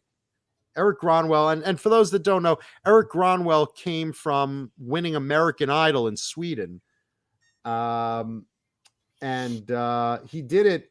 He did his application for that show. He got on there by singing Skid Row's 18 in Life, and he did such a great job. And he published a YouTube video recently of it. And he was in Heat. He was in the band Heat, H period, E period, A period, T period, and did, I think, 3 albums with them. Really good stuff. And I was already a fan. I was already a fan of his work. So to hear that, he came on to Skid Row, I was excited. And it's nice hearing when, others aren't in the sour grapes department when they're saying, hey, I admire his work too. I was there. I couldn't pull it off as well as he did or as well as he's doing now. It's nice to hear. It's nice to see when someone pulls that and really does justice to it, So I'm really excited. Yeah, good for them. Yeah, and good for Tony. Good for Tony Harnell, man. Yeah, and having to deal with Sebastian Bach and the way he is. It's good that the remaining members have something to do and a great lead singer now, and they can get back to just rocking out and having a good time with it. I mean, look, I nobody wanted Sebastian Bach back more than I did. I really, really like Bass. I like his work. And look, I'm of that camp that I like to hear when you make the priority for the fans more than personal, disputes you have with, with other band members. It should be about the fans. It should always be about the fans. Yeah, to try to go back to their glory days. And that's not just get a new lead singer and say, hey, we're going to make a new record. And sometimes an older band like that will get a new lead singer and they'll try to go in a new direction or whatever just to satisfy themselves and their own creativity. But to go back and just to play the first 2 albums or the first 3 albums of music that they did. I like to satisfy myself in the shower, but Any band that had their glory days 30-something years ago, I mean, they should know better. They should know exactly that the fans want what they they want you at your peak. The music that they were making back in the day. That's what their fans want. Yeah, this stadium tour isn't about nostalgia. I'm sorry, the stadium tour is about nostalgia. The stadium tour is not about, hey, we want to hear your new material. We want to hear both, but we really, really will be pissed if you don't sing Youth Gone Wild and, I Remember You and 18 in Life and, Slave to the Grind. I mean, you got to sing the hits. You got to sing what everyone is nostalgic about, And yeah, Alice Martinez Warrant is a great band. Yeah, no, I mean, you gotta just do it for the fans. That's why you're in this band. Do it for the fans. That's why we come on the air every Tuesday. We do it for the fans. We do it for the fans. You think the three of us like each other? No. No, what are you talking about? We can't stand each other. I stay as far away from Johnny and Dane, hundreds of miles. If we appear together at an event, at NAMM, for instance, like, we're paid to appear at Mari's for dinner. We don't want to sit with each other for dinner. We're paid to be at that table. And, people walking by, oh, there's Talking Guitars and 80s Metal live cast. Oh, guys, can we get a selfie? Yeah. If I see Johnny at the NAMM show and he's like, man, I've been here all day, I'll put him in my backpack and I'll walk around so we can wave at people. You notice there was no plaster caster of Gary Coleman's penis, by the way. No, you have to be confident in what you've got downstairs to let a woman do that to you. Yeah. If you've got a teeny peeny complex, you drive a great big monster truck, you got a little tiny dick. You're not going to let her do that to you. What do you guys drive? Element. Joe Hervey says 10 inches for yanking. Oh wait, no, 10. Oh, that's the baseball game score. I'm sorry, 10-4 Yanks. Good for the Yankees. I'm sorry, I read that wrong. Yeah. No sports talk here. You saw what happened last time. Crazy people. Eduardo Marino Porto says it's showbiz. Everybody hates each other. Yeah. I think the Phoenix Suns basketball team is in the playoffs, I think. I don't give a rat's. They are? I don't watch sports at all, so I don't know. I like the Yankees. I like the Yankees and the Dodgers. I'll tell you what, man. Take a girl. You're on a date. I'm taking girls. That's my own sport. Take a girl to a baseball game, and for some reason, women love going to baseball games. They do? You sit there for 3 or 4 hours. You're outside. Give her a couple of beers. It's a great first date. I've had. Dane's just trying to find ways to liquor up a girl in a no leave situation. I don't know where I am in the stadium. Yeah, just sit there. Don't worry about it. Just keep drinking. I really want to go home. My mom's worried about me. It's only the 4th inning. Hang out. Mr. Zim, I have school tomorrow. Please let me go. My parents will definitely be worried. No, you think it's a game for men, but honestly, in the stadiums, the baseball, it's 50% really beautiful women are in those stadiums watching baseball. I don't know. I saw a beautiful blonde a few rows in front of me, and it happened to be. I was really upset. It's from the back of the head, I couldn't tell until it was too late. I was like, vendor, could you send a beer to that girl in 3rd row? And suddenly I saw Dane with the beer looking around like, what?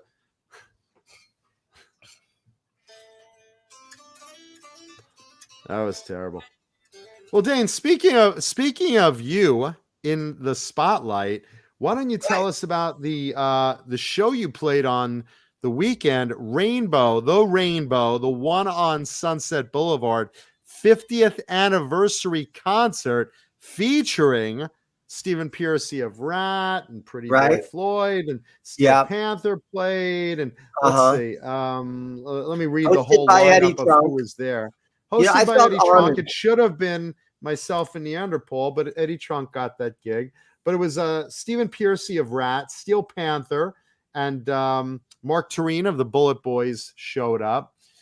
Crazy Town Orgy, Pretty Boy Floyd, Kurt Damer, Metal Knights, and the Whiskey Dogs, including our own very Dane Zimmerman. And I even have some screen grabs of the show. I got it. It was a fun show. Let's see. Johnny, let's see. Can I? Oh, no, I can't wait to see this. I can't fucking. Jeez, I hate this. I hate when I hate when the reflection screws it. But right there. Yeah, there I am. Yep, sort of. Bitch. It's actually a clear photo, but not when I'm on here. Okay. There's like 4 people there, but it was pretty cool. Well, here's what happened. Doors were at 1:00, and there was a long line of people all the way down the block. Johnny, I'm going to send you these photos. People in, and so with your $20 ticket to get in, you got 2 free drinks and you got a T-shirt. Okay. And so that whole logo there is on a T-shirt. So I was really proud. Wow, I'm on a T-shirt with these guys. But it took them and we went on at 1:20. So doors had only opened for 20 minutes. Who's Doris? And so we started playing and people were slowly filtering in. But then even the band after us, Metal Knights, people were still filtering in. But it was super fun to be there. The sound was loud. I asked people after our show, were we that loud as the band after us was playing? And they're like, yeah, you guys were rocking it. So for me, it was fun to be there. The whole back line, all the gear was already backlined. So I had a giant Ampeg SVT, whatever amp with 810s setting up there. All I had to do was bring my bass and plug right into it.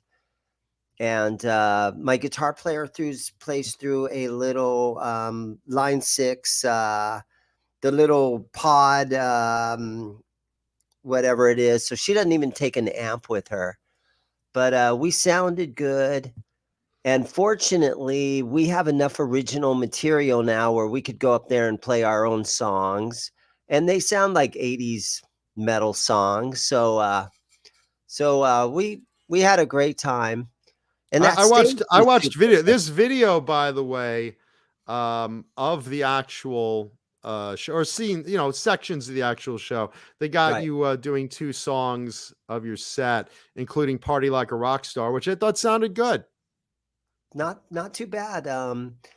The guitar parts has a little part in that song that is kind of, we were kind of trying to sound like a Dawkins kind of tune. So we have a little, it's "Party Like a Rock Star," and then it does a little, not like that, but it's got a little Dawkins feel to it. Rocking with Dawkins. Yeah. I'm going to try to But it would have been nice for us if they would have maybe opened the door maybe an hour and 20 minutes before we went on. And then there would have been a whole big group of people there, because trust me, there was probably 100 or 200 people outside waiting to get in. They were lined up, halfway to the whiskey. I'm putting a link in the chat right now that shows Dane's band and a bunch of others playing. There's a little bit of a bunch of the other band's sets here. And Lori Tucker, friend of the show, she posted a video of Mike Starr from Steel Panther watching Stephen Piercy's set hanging out a window. Yeah, I saw on that. the 2nd floor of the that's cool. I saw Shout that. out to Lori. Hey, Lori. He was up in the Roxy then, or maybe. No, what was kind of impressive, and for me, being in an opening act like that, was the actual stage itself. So that thing is a semi-trailer that they back into that spot, and then it unfolds, and then it lifts up. The ceiling lifts up, and then the ceiling even unfolds. So that whole stage is a semi-trailer bed that is totally decked out. And that's in the back. The back of the Rainbow is where this was, like in the back parking lot or something? Back parking lot. I saw them setting it right up. next door to the Roxy, and they share an alley. And there's a small parking lot behind the rock. Allie, by the way, is the name of the bartender that blows everybody. So don't feel special. Everybody does share Allie. Hey, David Ennis. Hope you're feeling well, man. Yeah.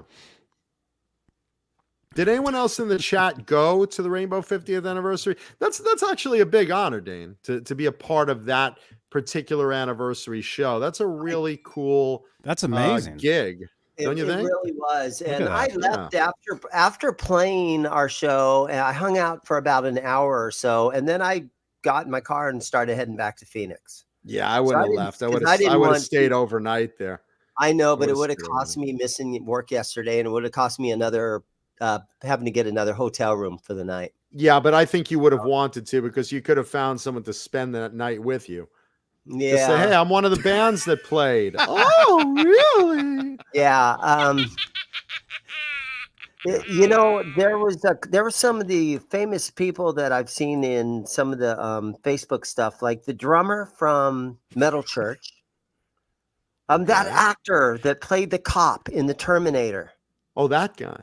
That dude was there. Oh, he was there? Yeah. Was he working security? I was about to say, did he like come up to you and try to kill you, or was he walking real fast towards you? What's his name? Patrick. Whatever his name was, he was there. Yeah, Patrick something. I know. No, look, everyone loves the rainbow. The rainbow itself is an institution. It's one of the most well-known places on the Sunset Strip of 80s metal. I mean, if you were to pick out best known places, the first two names that should be on your mouth should be the Whiskey and the Rainbow. Robert Patrick. Thank you, Majestic PB&J. Robert Patrick was there. Yeah. So the T2000. Yeah. That's pretty funny. Of course, there was so many musicians that were there, and I don't even know these guys. And if I would have hung out and, but after a show, sometimes I'm kind of tired and had a long drive ahead of me. So I did try to do the responsible thing and just take off. The responsible thing would have been to give some cock to some of those desperate fangirls that are middle-aged. They're looking for anyone in their last-ditch effort to capture their youth. That would have been the moral thing, Dane. Yeah, maybe so. It was cool to see. There was this guy. No, the girls, Dane. The girls. Band. Stephen Piercy's band has a rhythm guitar player that I've done shows with, because he was also in Rough Riot. I remember, you guys might remember, I was telling you stories a couple years ago where I got to open for Rough Riot, which was half the guys from Rough Cut and half the guys from Quiet Riot. You should have gone around the room and made some casts. Yeah, for posterity to make a display. You should have gone around the room to make some casts. Oh, that guy was there. Just say, look, this is for the, this is for the the display we're making in the rainbow entranceway. Here's the challenging thing for us. We've been in awesome venues now, and I'm even counting the Marquee Theater here in Phoenix, but we're getting horrible time slots. And so it's cool to be a part of something, but you always try to look, how could it have been better, right? And that would have been a better time slot. And I think that the Nerd Halen guys are even, I could be way wrong, but they're probably even going to be struggling with that too. Trying to get a better time slot now. That dude was there, man. There he is. Yeah, who are those other two guys? I saw the guy there with the makeup on. Who is that guy? I don't know. Oh, that was a pretty boy Rip Fighter, Living Dead drummer. I think he was maybe the Pretty Boy Floyd drummer. That's what I'm thinking. I think he's one of the Pretty Boy Floyd. Isn't he the singer? Is that the singer, Pretty Boy Floyd, on the left? Yeah. Who is that? I think so. I forget what band he's in. See, that's the thing. I don't recognize every face. I have a very hard time with it. I know I see guys at Gelson's like that, are belonging to bands I like. And not that I want to bother anyone unless I'm like personal friends with them. But, I do see a lot of guys that I know are in bands and I'm like, he looks familiar. I know him from somewhere. And yet you know, what do you do with that? Plus, what happens is there's a group of these LA guys, and they will do shows with certain bands when those guys are in LA. Wait, did you just say they'll douche hose? Yeah, and they'll set in with all these other LA bands, and even Sean McNabb does that, where Sean will go from the Lynch Mob to Dawkins to Quiet Riot, and then back to and they're the LA guys that are really secure in their abilities, and they know everybody already, and everybody knows them. And when you need a bass player or you need a drummer or something, there's these go-to guys that are in a lot of projects. Mm-hmm. So there's a lot usually of a bass player or a guys, drummer. Guys. Yeah.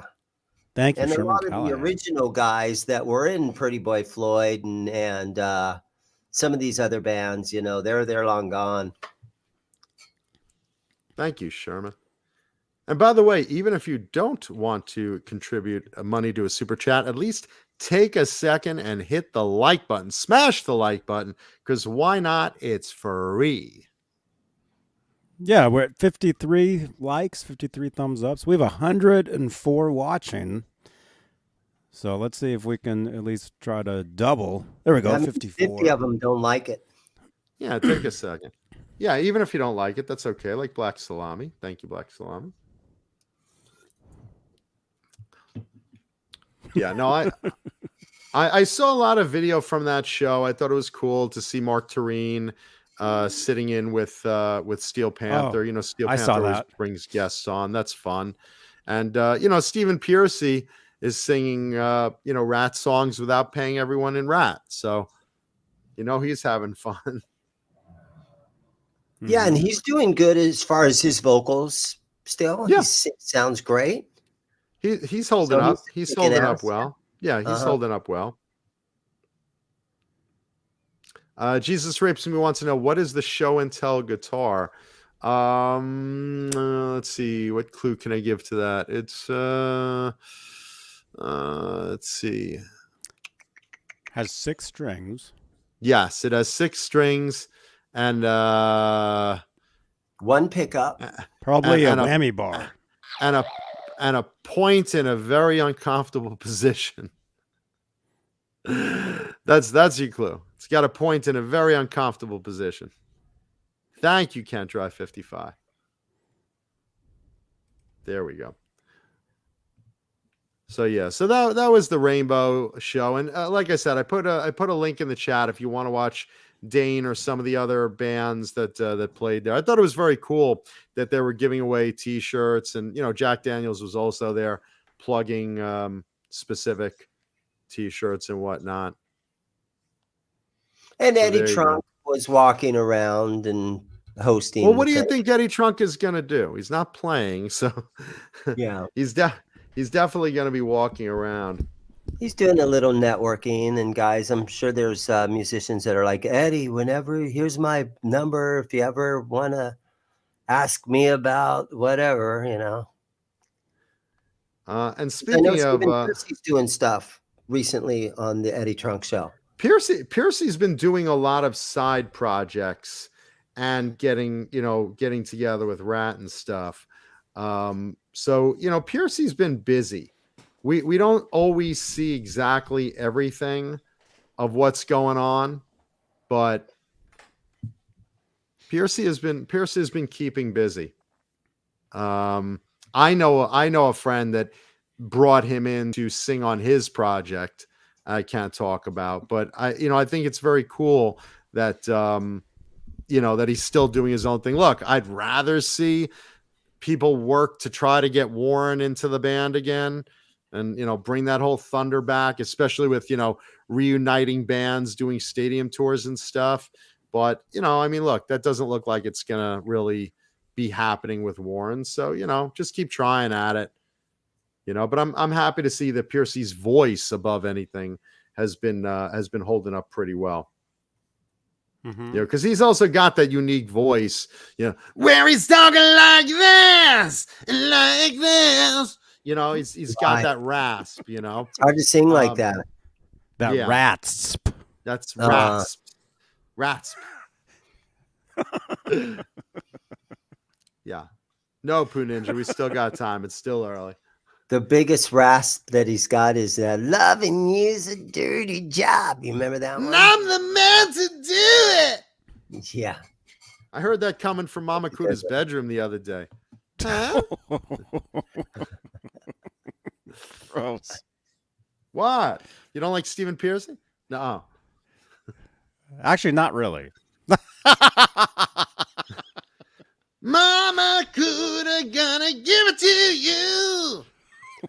What was really cool with Rat was in Weird Science, the movie Weird Science, when they jumped in the car and Wanted Man came on the radio. Uh-huh. That was a cool spot. That was a classic movie.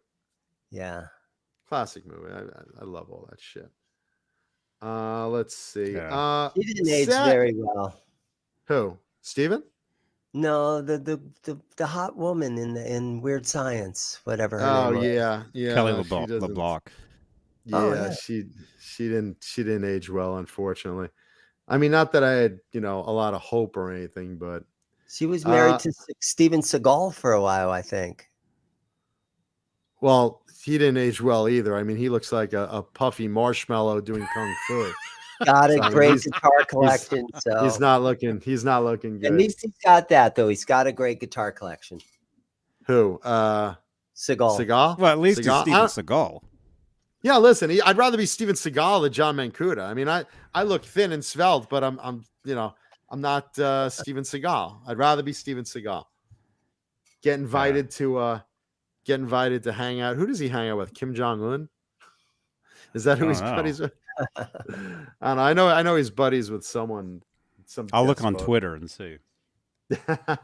Twitter. Let's give sad news right now. I hate to do this, but I saw it before the show. I guess he just passed away today, and I'm really upset. Autograph, the band Autograph, for fans of Autograph, their bass player Randy Rand passed away. Mm-hmm. Original founding member of Autograph, Randy Rand. Really sad. I'll read a statement that the band put out today. It's with great sorrow and heavy hearts to announce the unexpected passing of our cherished friend and founding member of Autograph, Randy Rand. At the time of his death, Randy was surrounded by his beautiful and infinite love, Regina, and family. Although beyond devastated, we find some comfort and solace knowing the last couple of years have been some of his happiest as an artist and as a performer. Randy was the consummate optimist and was so excited to see the new direction, creativity, and renewed energy with the band. You could feel his excitement, as it was quite palpable with his playing abilities, performances, and the way he interacted with his beloved fans. And Autograph is one of those bands, by the way, I'll just interject, that really is very fan-friendly. They always have been. I'm friendly with Stephen Lynch, and I know that they've always taken a lot of time to let the fans know they appreciate him. And Randy was known as being very friendly. Going on to the statement, as many of you know, Randy arrived in the late 70s Sunset Strip music scene and was an accomplished musician and seasoned studio musician when he rose to prominence as an original member of Autograph. Fast forward 40 years they're together. Our brother was still making an impact in the music arena with his charismatic stage presence, musical contributions, most notably with our new album release and collaboration with Frontiers Records. By the way, I've mentioned this before. Frontiers gets all the good new stuff. If you're bored and looking for some good new music, check out Frontier Records website and see who they rep. There's a lot of good music on their label, and I'm really supportive of them. Going on, regrettably, there's only one Randy, a fabulous bassist, bandmate, brother, and human being. Collectively, in the last couple of years with this formation, we spent numerous hours that turned into something magical while creating an unbreakable bond that few bands are fortunate enough to ever experience. We had that, and with that, we will continue to honor Randy Rand as he would want us to, and honor our musical commitments and keep his legacy alive. So there you go. That's from Autograph, the band, on their own website. And again, really sad news. Those guys. Huh? I have a guitar signed, autographed by Autograph. Let me see if I can find that. There you go. Look at Dean going for the cash grab during a moment of horrible tragedy. How much tonight, Dean Dan? runs for the cash grab. Dean's like, I better sell this now. I was going to list this on Reverb yesterday, but oh man, oh boy, no, that's our condolences to Randy's friends and family, and definitely an amazing bass player, great human being. Really sad to hear. Yeah, and look at that bass. Look at that graphic on there. Very, very cool. Yeah, Dane's thinking, he's looking through his whole collection. What else do I have that I could sell? What I mean, do I have any picks? Maybe I have some autographed picks. Even if it's not his, man. Do I have any concert posters or? Where are my Johnny Depp signed guitars? Yeah, I think I have something. Amber Heard signed panties or something. Let's see. I've got this bed sheet that they gave me. I always thought it was a piece of modern art, but I guess it's. Is that him right there? Let's see. Well, is that Robert or? What? Wait, look for Randy. Pat Vegas. Is that one of those Elvis impersonators? Is this them? Maybe it's not. I don't know who those guys that, are. Dane? There's stuff falling out of the back of that too. You're desecrating this guy's trilogy, this guy's eulogy. I'm here reading a eulogy for this poor guy, and Dane's just pulling out anything. Well, it's not Randy Rand, but if you have interest in this guitar, you could call me during shop Pat Vegas. Who's Pat Vegas? What are you talking about? He's gonna look for anything of anyone who's died now. This is like the Oscars memoriam being interrupted by Pat someone running up on stage. Musician. Nothing. I can tell you who that is. Pat Vegas. He's a Mexican American musician. You got to have more than that, Johnny. That's all it says. Wow, that narrows it down. That's all it says about him. Wait, where did you get that, Dane? Dane just bought it on Craigslist a few hours ago. The guy told him it was Randy Randolph autograph who just died. And Dane's like, opportunity. Dane's like a Ferengi. He's like, opportunity. There's a chance to make money. Opportunity. Or I'll say it's Randy Rand. And if I can't read the signature, I'll say it's Randy. That's the Redbone. That guitar that he has. Redbone, that's the band. Okay, so that's signed by the band Redbone. Nothing to do with poor Randy Randolph autograph. Dane just dove in and interrupted the poor guy's eulogy, our tribute to him. That's the guy. That's who signed that guitar that you have there. That's the guy, huh? I thought it was the band autograph signed it. Maybe it's a different. It's Redbone. It's the band Redbone. Wow, that's super cool. Oh, we're losing our guitar heroes. We're losing our musicians, and Dane's trying to cash in. I thought I had a guitar signed by autograph. I have that one. I have an accordion that's made by a brand name Auto Smash, and that's similar to autograph. So you can kind of think that maybe Randy knew what an accordion was. See? Let me go look. There you go. Oh boy. Anyway, Randy Rand, rest in peace. Autograph, great band. You want to give tribute to Autograph? Why don't you go to Frontier's website and pick up the new Autograph? That would be a nice tribute. That's Randy's last album with the band. That would be very nice. So Autograph will be moving on. They're looking for a bass player, Dane. Do you want to jump on that opportunity too? You ghoul. Dane's not even waiting till the body's in the ground. He's calling up the band's website now. I mean, he was just complaining about his time slot at his previous shows. Yeah. Dude, you join Autograph, and at least you'll get second billing. Yeah. Dane right now is calling up the band's hotline. Yeah, my name is Dane Zimmerman. I'm with the Whiskey Dogs right now, and I hear there's an opening in Autograph just happened. I want to beat the rush, so I'm very interested in coming to audition. How about Tuesday? Tuesday is the funeral, Mr. Zimmerman. Well, what time is it? I could come earlier or a little later that day if that's better. Here we go. I think it's this one. Wait, did you just? He found another thing. He just signed that. Those signatures look wet. Well, that says Steve Lynch. What is that? Randy- Is that a doodle? That says Randy. Does that say Randy Rhodes? What does that say? I don't. What those is that? Those signatures are all written by the same left hand. I don't even know what that is. I mean that's Steve Lynch's signature up top. I think it must be this one then. Why? I don't know. It's an R. It looks like it starts with a J, doesn't it? Or is that an R? I can't tell. No, that is Randy. I think that's Randy Rand. Zoom in on that signature again, Dan, on the top one. Let me see. Yeah, a little more. All right, stop right there. A little over. All right, perfect. Yeah, that's Randy Rand.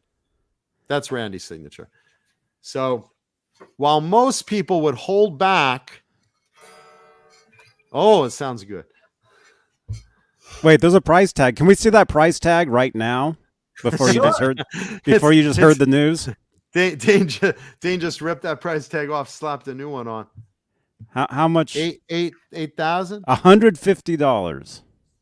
Yep. It's a Jeez, Squire. The Sharpie. I buy stuff like this from people and I say, hey, the autographs do not add value to a guitar.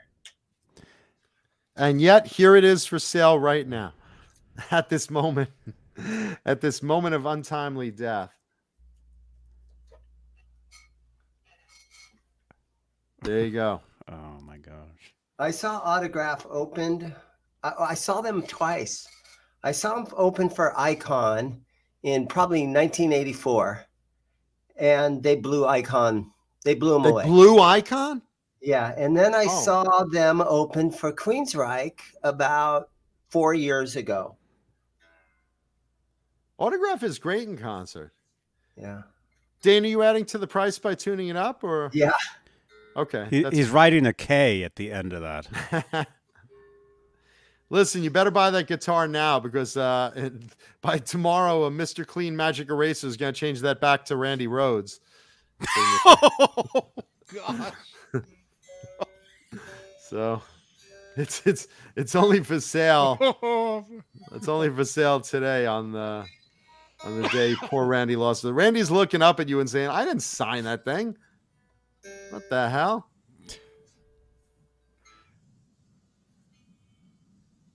Turn up the radio. What a great party song. Oh, Turn Up the Radio is one of Autograph's best songs Love that. ever. It's one of the best songs of the 80s. If you want to get energized, you want to go in your car, crank the radio as high as it can go and play Turn Up the Radio. You'll blast your speakers out so hard you'll be sterile. And I lived by that motto for every minute I have to work, I need a minute to play. And I've pretty much lived by that. The lyric in that song. Let me explain something to Jesus Rapes Me. Jesus Rapes Me. I did sell 2 Eddie Van Halen guitars a while ago, but you know what? I waited. I cost myself money because if I would have sold it when Eddie died, I would have made a shitload more money. But you know what? I respected Eddie enough to not, and I waited the better part of a year after he died before I sold mine because I'm not a ghoul. I'm not going to do that to Eddie's to what Eddie meant. So I cost myself a lot of money, but just to keep the record straight. There you go. That was a cool guitar that you had, though, man. The one that I played. It was a great guitar, and it's in a fabulous collection. I know who won it. You know, there you go. But I could have made 4 times as much if I would have sold it within the first year. There's a time and a place that, you know. There you go. Who's that, fellas? I have no idea. It David could Lee literally Roth. be anyone you tell me it is, and we'll go with it. David Lee Roth, 2001. Are you sure? Where are the stars? He writes sure? stars around his name like Krusty.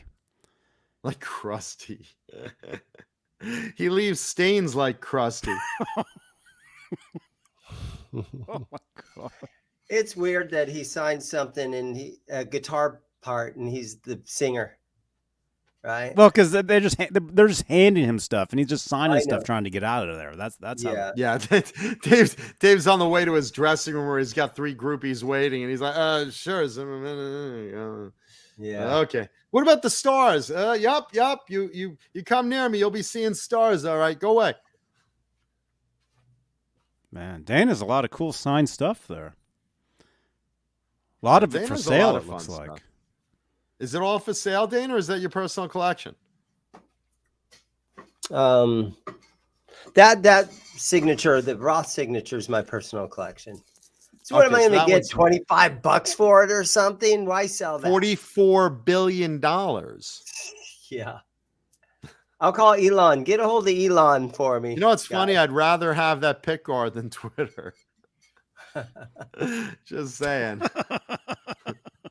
I'd rather have Twitter. At least, because at least I get use out of the pick guard. Nice.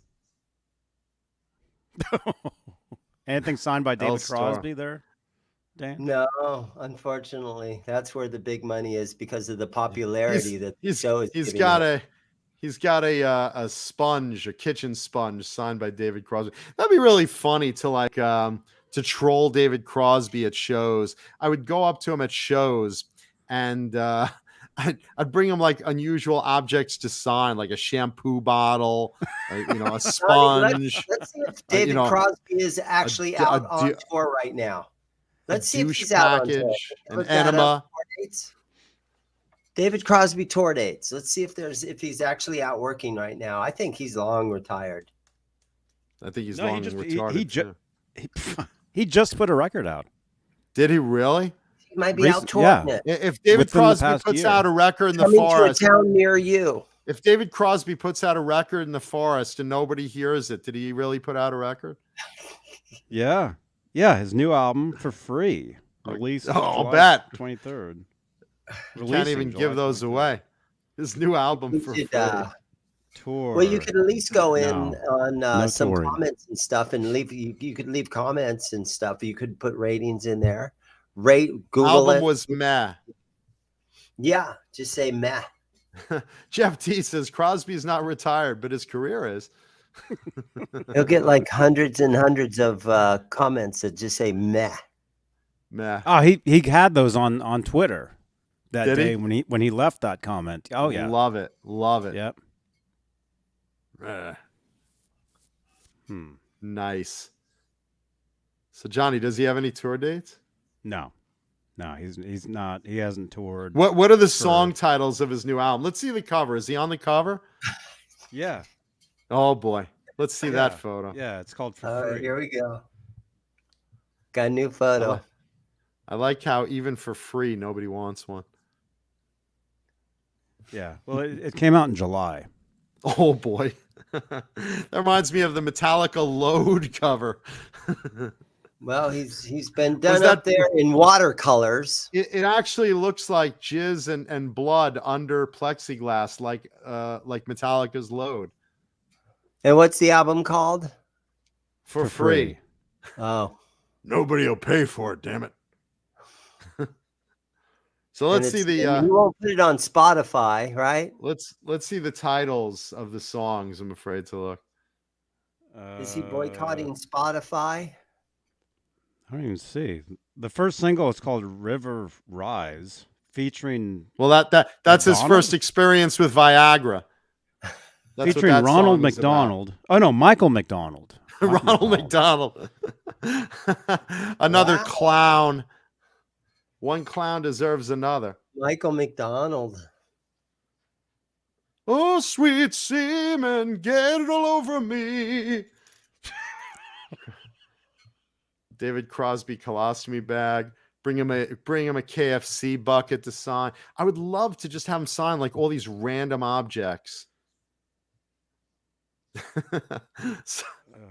Sign a transplanted organ. So okay, what was McDonald's?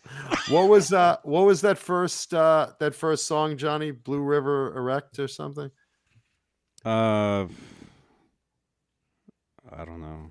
Well, read the titles of the songs. I can't even find the titles of the songs. Neither can Crosby. He's got his reading glasses on. He doesn't know where he is. It doesn't even say what they are. Wait, what? Made an album? What? Huh? I can go to YouTube. Who? Let me see YouTube. Huh? You want me to sign that McDonald's Big Mac container? What? River Rise. Yeah, that's about his first Viagra. That's the only song? It looks like they only released one song from this record. So we're waiting like 30 years for one song. 2021, River Rise, featuring Michael McDonald. Wow. It doesn't even say, like, how is there one song? One song. That's his album. It wasn't even worth doing a cover for. David. How much? It's for free, Alex Martinez. It's for free. For free. Let me see. Oh, here we go. One song. Here's After the this show, he's going to see like somehow yesterday I sold an extra 1,000 copies. I don't understand where that audience came from. But 1,000 more people did not pay for my album. No, you can listen to it for free. Thank you, smallmouth guy. I didn't think so, and neither does anyone else. But we're happy you do. There's his oh record. no, Rodriguez. Oh wait, for so there is a full. Let's see. All right. So number one is River Rise. That's about his Viagra. I guess he shortened the title from I Think I Suck. Okay. So let's see. The Other Side of Midnight. That was where he got prison raped in the ass that time. Okay. It was where the moon was rising. Secret Dancer. For Rodriguez for a night. That was about his cellmate and the intimate between them. Rodriguez at night.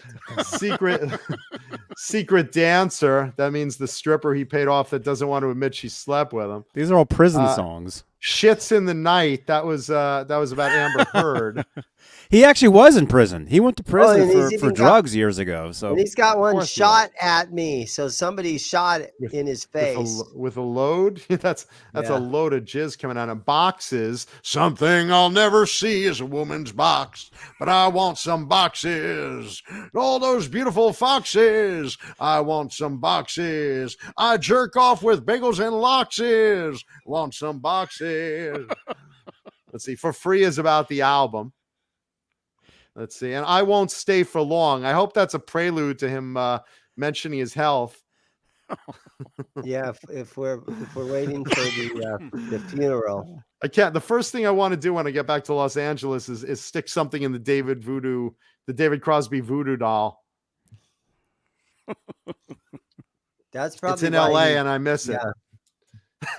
Jeff T has a great idea. Have David Crosby sign nothing but old guy stuff: a cane, a walker, a robe, a box of saltine crackers, an adult diaper. Make it a used adult diaper and individual saltines. I would just bring him. Can you sign my saltines? That's kind of unusual. Well, here, start with the first three. Wait, what? Each one, please. You have a whole sleeve of them. Can I just sign the sleeve? No, just sign each one, please. I'm getting kind of hungry looking at those. Jesus Christ. Kind of sounded like Friends from the Emmett Otter DVD. I remember Emmett Otter. Hey, Guy Matthews, have David Crosby sign a Viagra box. What other things would you have David Crosby sign? If you met David Crosby in the chat, what else would you bring to him to sign? A douchebag, a dildo, a soggy used condom, a kidney that you had transplanted. What would you do? A toupee? What would you do? Used tampon? a big winged maxi pad, the McGruff coloring book, a urine specimen cup, Metamucil box, grandma blow up doll. That'd be great. A Van Halen item. Have him sign the first album of Van Halen. Steve Michael says power of attorney. His kids are looking for that already. Come on, Dad. Come on. I'm playing a concert. No, Dad. No, you're in Trader Joe's. Please stop singing. Nope. That's the audience. That's the register. Megatod 707. The album's called For Free, which is the most he can get for that tragedy. Hellstorm, sign my can of tomatoes. Campbell's tomato soup. Kai Matthews, the McGruff coloring book. Seriously, what kind of name for a song is Rodriguez at Night? Like I said, I gave my input. So did Rodriguez, apparently. White tube socks. Crocs. Jowl cream. Good God, look at that face. An empty cardboard box. That'd be funny, a credit card application. David Crosby. What's that I just signed? Nothing. Sign here. Suddenly getting a bill for an Amex Black card.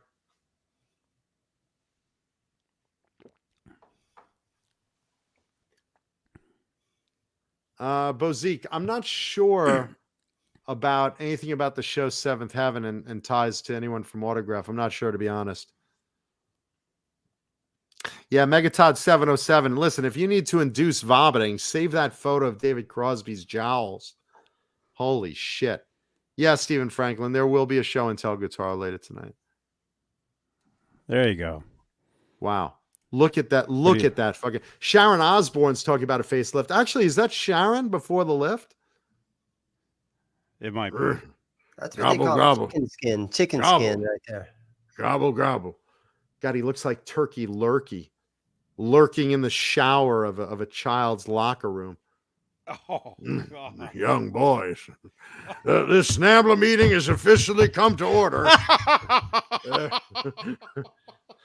Wow. For some reason, though, I feel like I don't want to joke about his looks too much because I have a feeling in 10, 20 years, I'm going to look exactly like that. If you do, you were ahead of your time. But look, we want to get him while he's still alive. Trolls 2. Keith Campbell says it looks like Waldorf and Statler in the neck wrinkles. You know what? I think I see the Virgin Mary in those wrinkles somewhere. We should make a mold of that. Wow. I found actually one of the very first pictures of him. Really? I found one of the very first photos of David Crosby. Oh, there he is. When I was a teenager. 99. Teenager. Back in the day, 1899. Mary wants Crosby to sign her toilet paper and then eat it. Oh, God. He probably wouldn't know the difference. Man. Well, yeah, Keith Campbell points out what I was noticing too. One side of that mustache is longer than the other. You know why? Because Uncle Pecos, the mouse in Tom and Jerry, pulled on his mustache for some guitar strings. Need a guitar string. Did you know David Crosby actually had a Froggy went a court and heated ride? Crumble. He actually did a rap Froggy song. went a heated ride. Crumble. Huh? He actually did a rap song on his new album. Who? David Crosby? David Crosby. Did you see the cover of his rap tune? Oh my God. I'm hard living from prison. Wow. It's like Machine Gun. Machine Gun Crosby. Is that Cobra Kai? Who sent that in? No, that's me. I just did that. That's you? Nice.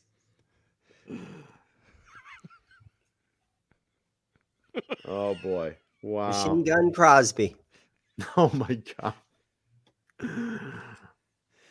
God, look at that face.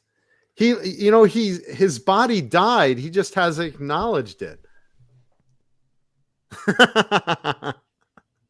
That's him. What the hell? Is it mine? I'm greasy and I'm the butt of the yolks today. This is your brain on drugs. This is your brain on David Crosby. Get the picture? Wow. He's like a dark universe version of Jesus. He's like a dark universe version of Wilford Brimley. He's like the evil, dark Wilford Brimley. Yeah. False flag. He couldn't get laid in a brothel with $44 billion. At least Keith Richards is cool about it, you know? Keith Richards is another one that, like, you know, is living past his expiration date, but Keith is cool at least, you know? Crosby is just living to annoy people. He must be, like, leaving money to people because, like, you know, they always want you to die earlier when you have a huge inheritance coming. You know, the billionaire's kid, you know? What's his net worth right now, Johnny? Based on those album sales, free. What is his net worth, Johnny? I bet he's worth, I'm gonna guess. He's more than he's earned. I bet he's worth 50. I bet he's worth $50 million. This was my prison identity of Samantha. Wow. Hellstorm says even Amanda Heard would shit on his pillow. Rodriguez. Nice. Let's see. So I'm getting ready for his night with Rodriguez. David Crosby is a millionaire. Yeah, he's. Yeah, the multiverse of madness. The multiverse of madness. Doctor Strange is coming out of his jowls. Yeah, Taylor 315. There's no mercy tonight. I'm in a mood. I'm not feeling good physically. I'm taking it out on David Crosby. I'm pissed about Randy Rand passing away. He's worth $10 million. Is that it? He's worth $10 million. Seriously? Well, he hasn't done an album since 1973. Sounds like a lot to me. You think that, Drewski said it sounds like a lot for him? I mean, look, to me, yeah, I'd love $10 million. Sure, give it to me now. Well, he's pretty old. Nobody buys his records. Nobody's buying his records. I'm just saying. He got to play Woodstock. Dude, I don't understand how he can only be worth that much or that little based on such a long career. He had all kinds of drug problems and stuff. He was in prison. He had Rodriguez time or whatever that was.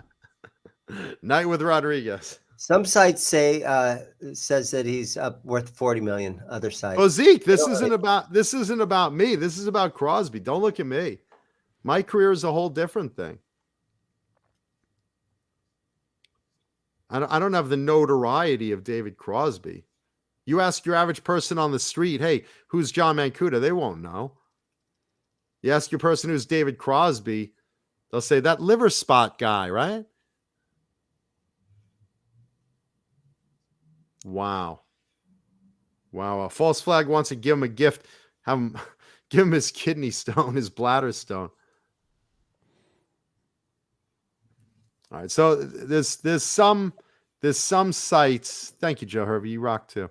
There's some sites saying he's worth 10 million. Some sites saying he's 40 million. I don't know. I have a feeling that somewhere along the way, he's got to be worth more than that. He's got to be. I would love to see. I think they toured or made money in 20 years, maybe a long time. Is he like a spokesman for denture cream or something?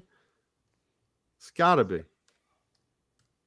Listen, when I'm singing, I can't have my teeth a-clicking, so I use polydentures. Jesus Christ. I don't recall seeing him on any commercials or plugging any items or anything. I want to see him on a burger commercial biting into like a Whopper or something and chewing that with the spittle and things falling out of his big mouth. Yeah, I guess he's gone through multiple liver transplants. I guess that is costly. Wow. He's a spokesman for Vagisil. Yeah, listen, if you ever see David Crosby, ask him to autograph something weird just for me. I would have a great time. Nice. Anyway, let's talk about some of our wonderful sponsors, people that bring you these things like Vineham Custom Pickups, the greatest guitar pickup not used by David Crosby, certainly, but used by a lot of other pro players, and audience members have contacted Vineham and gotten great results. Vineham Custom Pickups, professional hand-wound boutique quality pickups at an affordable price, and they will custom make you anything. Maker of, look at that, the Mancuda Custom. I love those. In beautiful pink, but you could get whatever color you want, and they will hand wind them. Craig Vineham will take your order and hand wind them to what you want. So if you want something that sounds like a Duncan JB and you want it a little less money, tell Craig Vineham that he will set up your pickups to your custom specs of what tone you want. Vineham Custom Pickups. Tell Craig Vineham you were sent by John Mancuda Talking Guitars and 80s Metal, and he will not punch you in the nose or hit you with a broken guitar neck. I promise you. Vineham Custom Pickups. Thank you, Craig Vineham.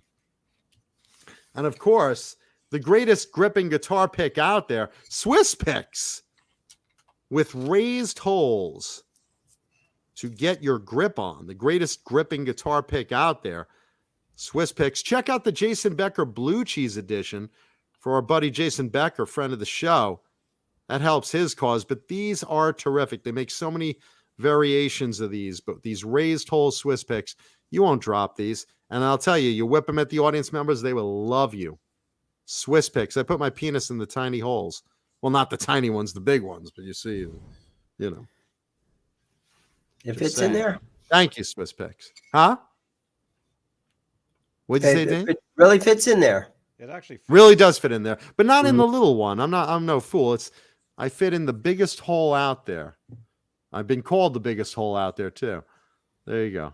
Right there. That's the one. You notice mine is a little worn in. Yeah. Anyway, Keith Campbell says Melissa Etheridge and her wife. Yeah, he's the father of their child. Just through science and a tube. Yeah. I feel bad for that kid. I hope they don't bring him around. You know, that poor kid's got to live with that. Oh, he's probably in his 30s by now. Actually, is that kid still alive? In the 90s when that happened. I remember some tragedy with that kid. Is that kid still alive? Anybody remember? I don't know. Either way, nobody. Yeah, down in New Jersey. I thought we won't talk about the kid. Yes, that's sad. I remember something happened to him. That's sad. Oh, David's alive, and then the kid died. Go figure. That's sad. Bad. That's sad. That's too bad. Rest in peace to the kid. It's not his fault. David Crosby gave the pump dump to in a cup to his mom. I did actually go to a Melissa Etheridge concert one time, way back in the day. Well, speaking of David Crosby's sperm, delicious Bang energy drink. Oh, God. Yummy. If you have sperm in your mouth and you want to get rid of that taste, delicious Bang energy drink will do the trick. This is Whole Lotta Chocolata. That's named after what Amber Heard left on Johnny Depp's pillow. It was going to be called the Mudslide, but they went with Whole Lotta Chocolata. There you go. Johnny, do you have that promo ad that Bang put out? I sent that to you. Bang Energy Drink has a new promotional ad. Let's see it.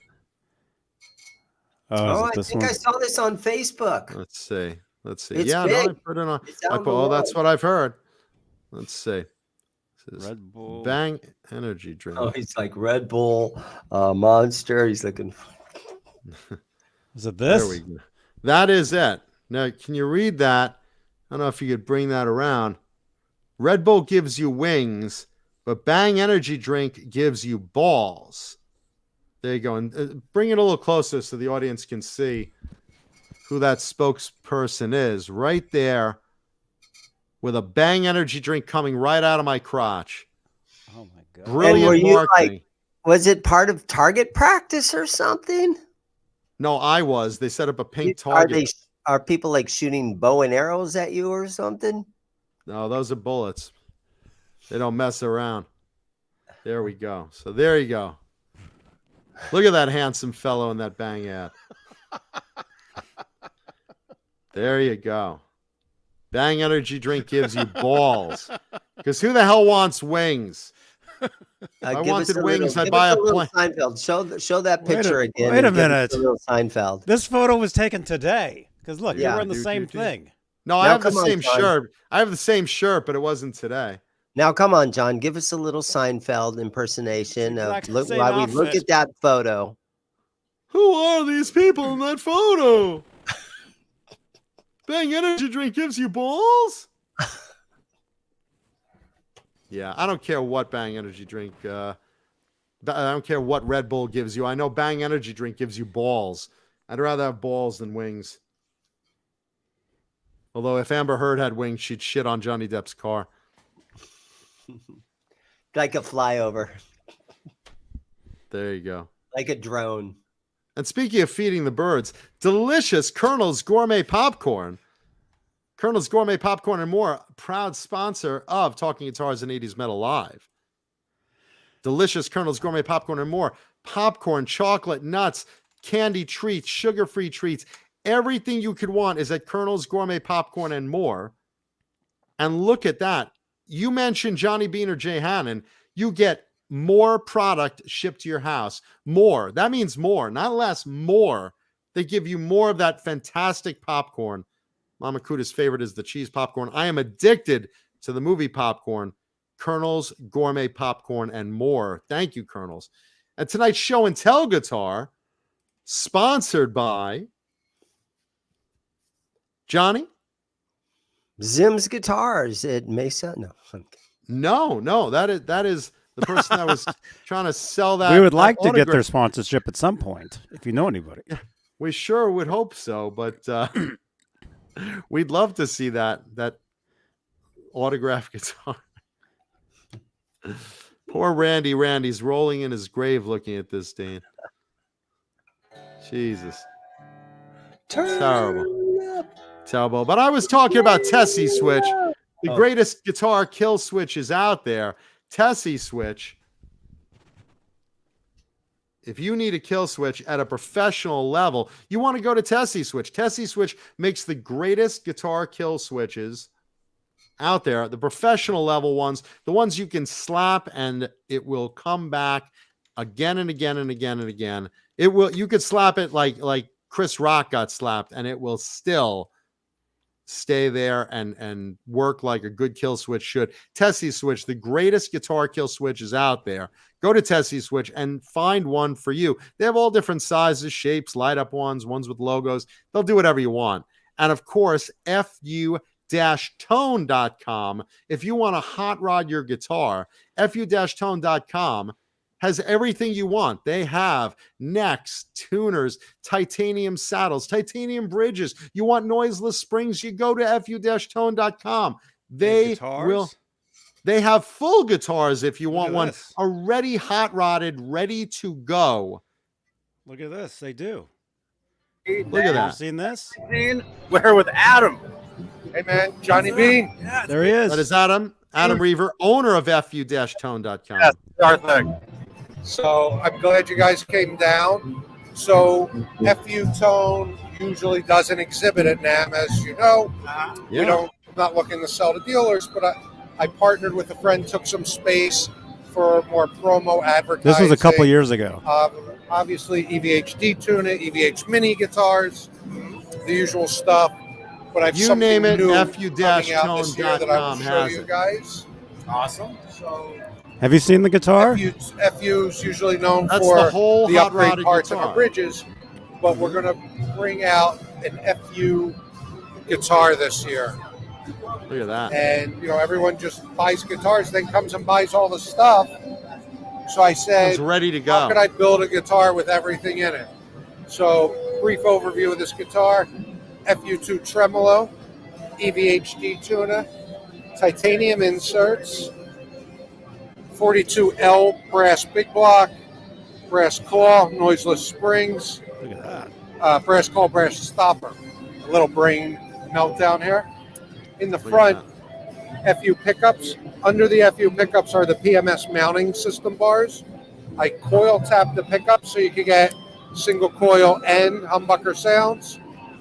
Kill switch, wheel truss rod, 12 to 16 compound radius. On the natural guitar, you get the ebony board. On the solid color guitars, you will get a maple board. So I really wanted to make like a shredder's, super strat type of guitar, for lack of a better term. But that's what we play and that's what we dig. This came out great. If you were to buy the bridge, the pickups, PMS, and kill switch on FU, that would run you about $700. We're looking to sell this entire guitar for $1,000. Oh man!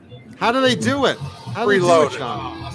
And That's a I deal. want people to take it out of the box and just have everything be ready to play it. Instead of wrenching it and this, that. Doing that on your other guitars is cool, but just thought it would be a good option and we'll give it a whirl. Yeah. And I'll obviously send you guys one to test drive. I haven't gotten That'll be mine fun. yet, but I'm That'd be waiting. great. That'd be great. Wow. There it is. FU Cool. Tone. All right, That's Adam, a good-looking great to guitar. see That's you. sold Thank right you. at FU Tone. You guys rule. Dude, we talk about you all the time, man. Well, dude, cue me in. I'll get on and jam with you guys. Awesome. There we go. It's good fun, man. I dig Adam's it. a cool- I really Adam's a appreciate cool all, guy. all the love online and, talking about the products, keeping it out there. It's the network of dudes. And we're all geeks. We're all nerds. And girls. and We that's got what girl we do, players too. Imagine if all you did with your guitar was just like buy a guitar, play it, put it away, done. Dude, we like to wrench it. We like to find new stuff, plug it into different places, different amps, pedals, effects, guitars. It never ends. No? It doesn't end. That's where we're at. So People thank say you that guys. about our video every Thank you, every Adam. week. Appreciate it. Oh, anytime, man. Johnny's Thank got you. his. All right. Johnny's got his. NAMM Mork for Mork 2019, Johnny suspenders Bean on. TV. Johnny's Great got his video, Mork for John. Mork Nice. suspenders on. Thank you so much. You can't see, but Johnny's wearing big fishing boots, the type that go up to your waist, the rubber boots that go up to where he wades in and goes for a wide mouth bass. That's a cool guitar. I have to say it's a great guitar. I don't really like guitars that are just natural wood grain like that. I want to see a finish Well, on there. FU-tone. Great. I want to see They They a have great finished color. ones too. They had a Yeah. purple one. I remember. I I want to see a liked. great color with a little glitter on it, and No, they something have like they have purple and some other cool colors. I know they've had some cool stuff. There you go. Yeah, fu-tone.com. Thank you, Adam. There we go. So today's show and tell guitar, boys and girls. I don't really have a hint because I'm totally feeling under the weather right now, but show must go on. Uh-oh. well, you said Yep. something of like it'll jab you in the ribs or something. I said, yeah, there is a point in a very uncomfortable spot if you're a sit-down player like myself. So with that said, Johnny, hold on. Yeah, let's get rid of that, and Everybody, take out your phones and Can I make a guess before you show it? you want to you want to break some gas? I want to make a guess on what kind of a guitar it is. Gas? What the hell? Do you mind if I if you gas? if I guess what it is? Yeah, you can guess. Go ahead. It's a BC Rich Eagle. An eagle. Eagle Yeah, has it's got that no pointy point. thing right here. Eagle has no points whatsoever.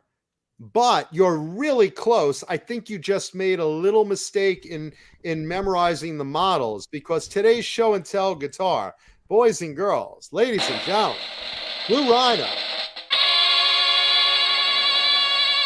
It is a BC Rich Seagull Seagull. in tobacco burst. The Seagull model came just before the Eagle. Johnny, take that beautiful photo. Got it. Okay. This is a BC Rich Seagull. I had one of these on the show before in a tropical burst. This is a red tobacco burst. Really, really hard to find in nice condition in this color. Really cool. This was basically the first BC Rich electric guitar. And no, Hellstorm, you saw one. You saw one, not this one. You saw one in tropical burst. It was like green, yellow, and blue. This one is a red tobacco burst. Same year, though, 1975. Bound ebony board. If you look at that, let's see if I could get the color. It's like a tobacco burst, but it's got a reddish tint to it. Very hard to see, I think, on the screen, unfortunately, in this wonderful lighting at Mama Kuda's house. Maybe this is a better photo, Johnny. What do you think? That might be. Wait. Okay, so you do have something like that, I guess, huh? What is yours?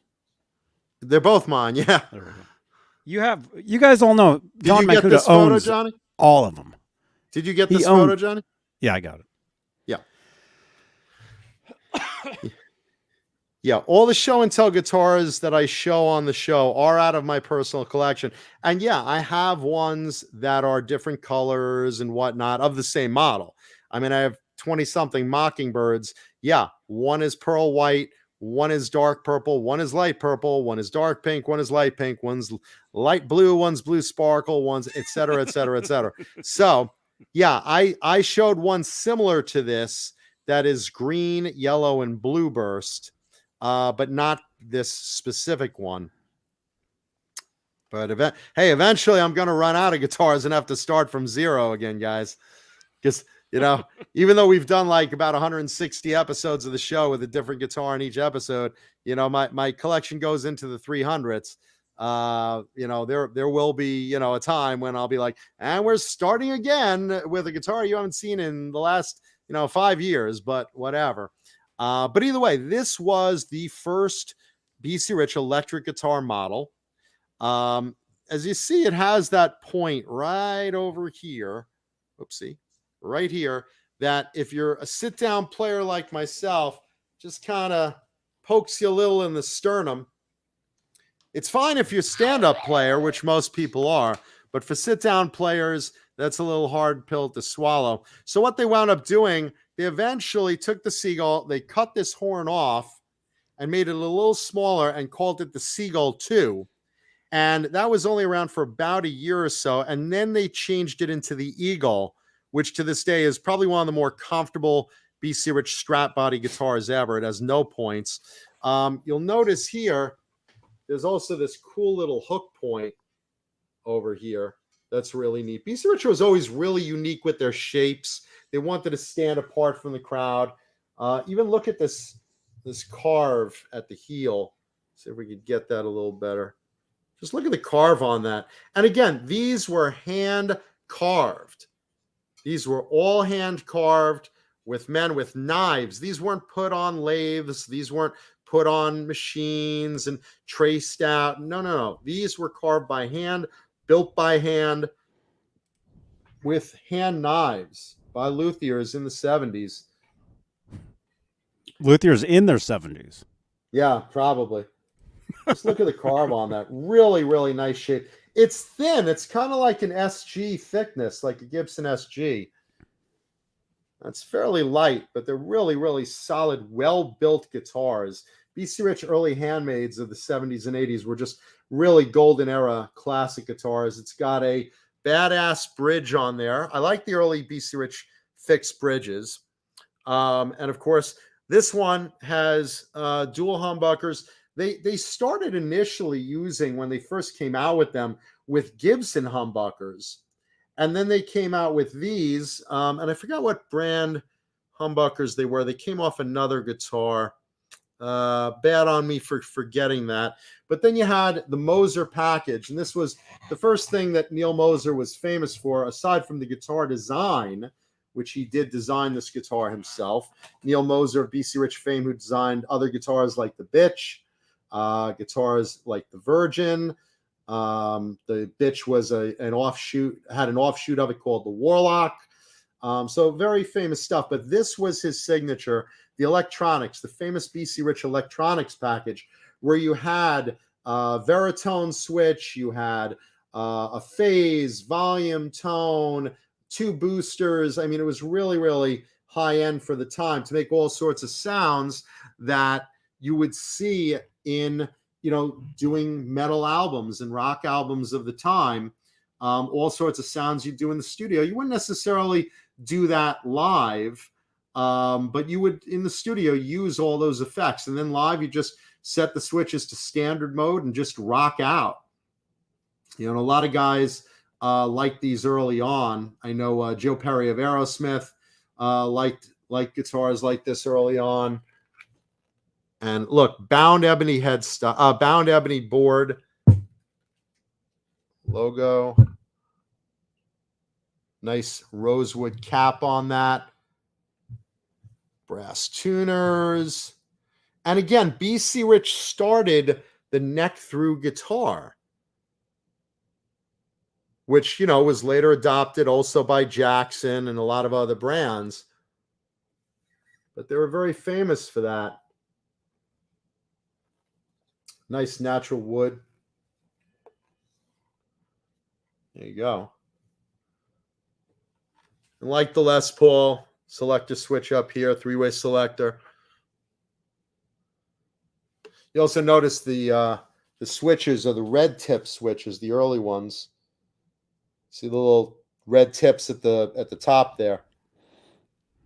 Just the tips. Yeah. There you go.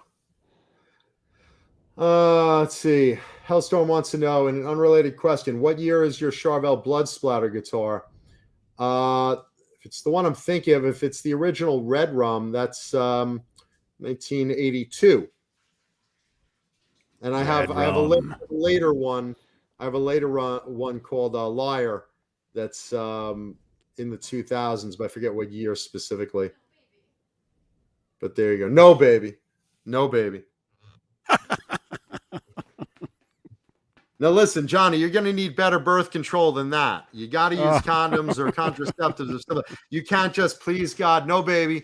No, baby. No, baby. Come on, no, baby. No, baby. It's like playing that game. All right, no whammies, and stop. Yeah, no, you got it. You can't just say no, baby. You gotta really, use something.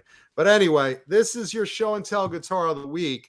1975 BC Rich Seagull in beautiful red tobacco burst. That is your show and tell guitar of the week. Thank you. And those of you that were complaining about him showing that guitar already, I found the other one. So he actually did show a different one at one point. I told you. There you go. It looks like this. Like that. There you go. That's the green burst one. Very different. Great photo, but yeah, that's very different than the one you showed. Same year guitar, same model guitar. Yeah, listen, if I brought on 59 Les Pauls every day for years, they would still be different guitars. But there you go. See? Green, yellow, and blue. I told you that's a tropical. Maybe burst. That's better for your thumbnail, Johnny. There you go. Here, let me grab that. Thank you. Let's see. Nice. Bozique wants to know, do I own any Fenders? I only own one Fender Stratocaster. And it's a 1987 Fender Stratocaster. That's the only Fender I own. Yeah, I'm not that big on Fenders. I like some pre-CBS Fenders, but I'm not spending that type of money. Unless I had $44 billion, then I would buy a lot of pre-CBS Fender Strats. But there you go. I'd buy Twitter. Johnny would just promote. We're playing Grand Theft Auto on Twitch tonight. Watch Tuesday's episode of Talking Guitars and 80s Metal Live. And by the way, thank you to our buddy Dane Zimmerman for being with us tonight. One final story I thought was a lot of fun. Motley Crue. For those that are wondering, hey, Motley Crue, they're getting ready for the stadium tour. This is the big deal. What are they doing? What are they getting around? Are they just rehearsing the shit out of it? Motley Crue has taken their time and come out with its own coffee brand. Motley Crue brand coffee with 2 flavors so far, an espresso blend and Kickstart My Heart. So for those wondering if Vince is taking the time to hone his voice and get ready for the stadium tour, now you know when you see him on stage and you yell at him, hey, why didn't you get your voice in shape? Why didn't you take the time to learn the lyrics of a song? Vince, what the fuck? What were you doing with your time? This is the answer. Motley Crue brand coffee. Motley Crue coffee teamed up with the Brutality Coffee Company to help you kickstart your mornings with a rich flavored, high caffeine, high octane blend, dark roast, and espresso blend French roast. Kickstart My Heart is a dark roast coffee with a bold, smooth, and never bitter taste you'll instantly want to rock out to. And then they go on about talking the other one. Now the fun part is, this is where it gets really fun. There is a commercial featuring Tommy Lee that is so fun about this, and it's on YouTube, so you can check it out. And it's basically Tommy Lee sleeping in bed. He gets out of bed. He's really, really tired. You see him walking down the hallway in his robe, and you distinctly hear a slapping sound like, and that's his dick hitting his leg as he's walking around in the robe. And Tommy gets to the kitchen. He makes a cup of Motley Crue Kickstart My Heart. Suddenly the song kicks in. And he has cartoon eyes popping out of his head to signify him waking up to this high caffeine blend of Motley Crue coffee, which I think is fun. And then it flashes to him in his Ferrari and just whipping up the road in his black Ferrari, just tearing up the street and going with that. So I thought that was pretty fun. Check it out if you have time. And what else do we have these days, right?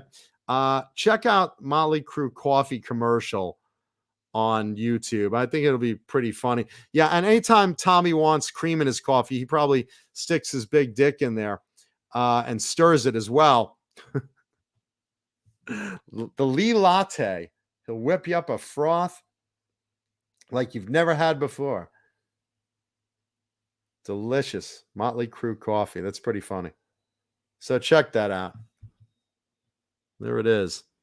The commercial's really funny, though.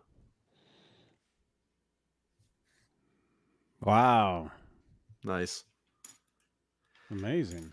There you go. All right. Johnny, you got anything else before we hit the credits? Because I feel sick as a dog. I made it through the show, though. I stuck it out. I made it through the show because we give a shit about our fans. We do. We love all of you. We really appreciate our fans. That's why, even sick, I'm here. Yeah. Well, I'm sick too, and I'm here. Yeah. I'm going on Paulie's sicker than us, so he's got an excuse. So. And Dave's got nothing better to do. So. Yeah. But if you're in Arizona, check out Zim's Guitars. Visit our buddy Dane, bass player of the Whiskey Dogs, now playing at the famous Rainbow 50th anniversary show. There you go. Yeah, that's awesome. That's awesome that he got to do that. Yeah, there he is. Upper left corner. Look at that. Yeah. Look at it. Prettier than Amber Heard. Wow. Man. But hey, everybody, yeah, please remember you can leave reviews about these shows on Google. On Google, that's right. link should be in the chat. And also, if you'd like to support these shows, you can now support them on playback. So any video, you'll see a little thanks icon. So super thanks.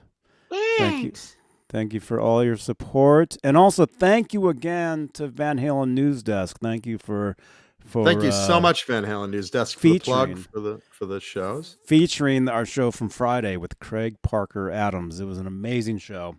Nice. And Craig will be back. He's an awesome dude.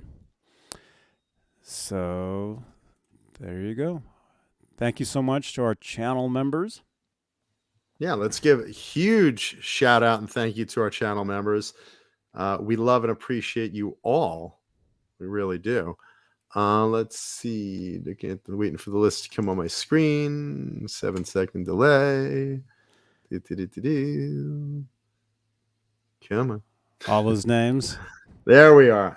David Allen, Wright, Mike Neese, Keenan Neighbors, Paul Martin Woods, Mr. Mick, Bubbly Dukakis, Smallmouth Guy, Lawrence Christensen, Symmetry, Majestic PB&J, Cat, Warlag, Sherman Callahan, James S. 5150, James Gum, Wayno, Thomas Santiago, Vinyl Freak 5150, Dan Halen, James G, Music Therapy Laz, Andy Carson, Rick Green, The Chad, Christopher Live Sawa, All Dave, All Night, Murphy, Steve Barton, Fernando Riley, Laguna Palms, Robot Master Switch, R203, Locking Nut, 6 Chicks 71, John Morana, Hillary Lewis, Jeff T 5150 TV, Kurt 5150, at KXM Rock are Habs, Stephen Franklin, Carol Hatcher, Sean Shreds, Margaret Scranton, Michael the Captain Smith, Jesus Rapes Me, Nicole Mrazek, Brian Spalding, False Flag, Ghost BC Rich, Hugh Caldwell, Jim Nicholas, Mr. BHB Jr., that's Bruce, Thomas Santiago, Lenny Lou, and my little geriatric sex kitten Mary, Feel Better Lenny Lou, Bozique, and Steve Carmichael.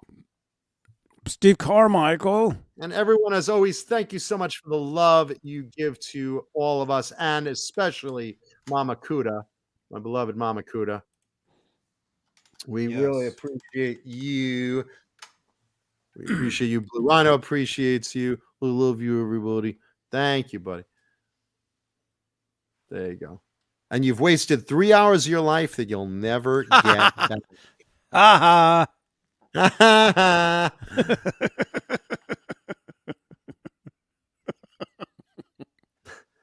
I 3 hours and 6 minutes. By the way, I just got an instant message from Lenny Lou. Mary is on the toilet right now with a rosary, adding Mama Kuda in her prayers as usual. And my brother is yelling that it's blasphemy. So listen, Lenny Lou, tell Mary we appreciate her turd prayers, and much love to you both. Thank you. Sharon Osbourne, is that you? The Cyclops looking one. Oh my gosh. All right. Rock and roll, everybody. Leave a thumbs up. Thank you. We appreciate you. Be nice to each other out there. And especially us. Hit the like button. Please hit the like button. Leave comments on the video. We read them. We reply to them. We appreciate you guys. All right? Yes. Rock on, everybody. See you later. Johnny Bean TV. Good night. Good night.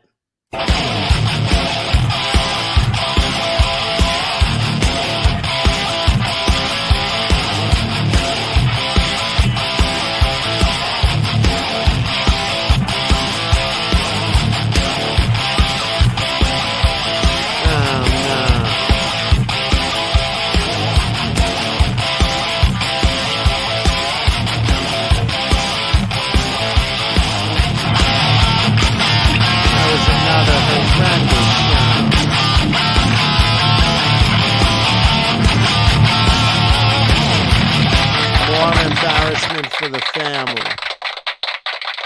It was about as pleasurable as a colostomy. Oh.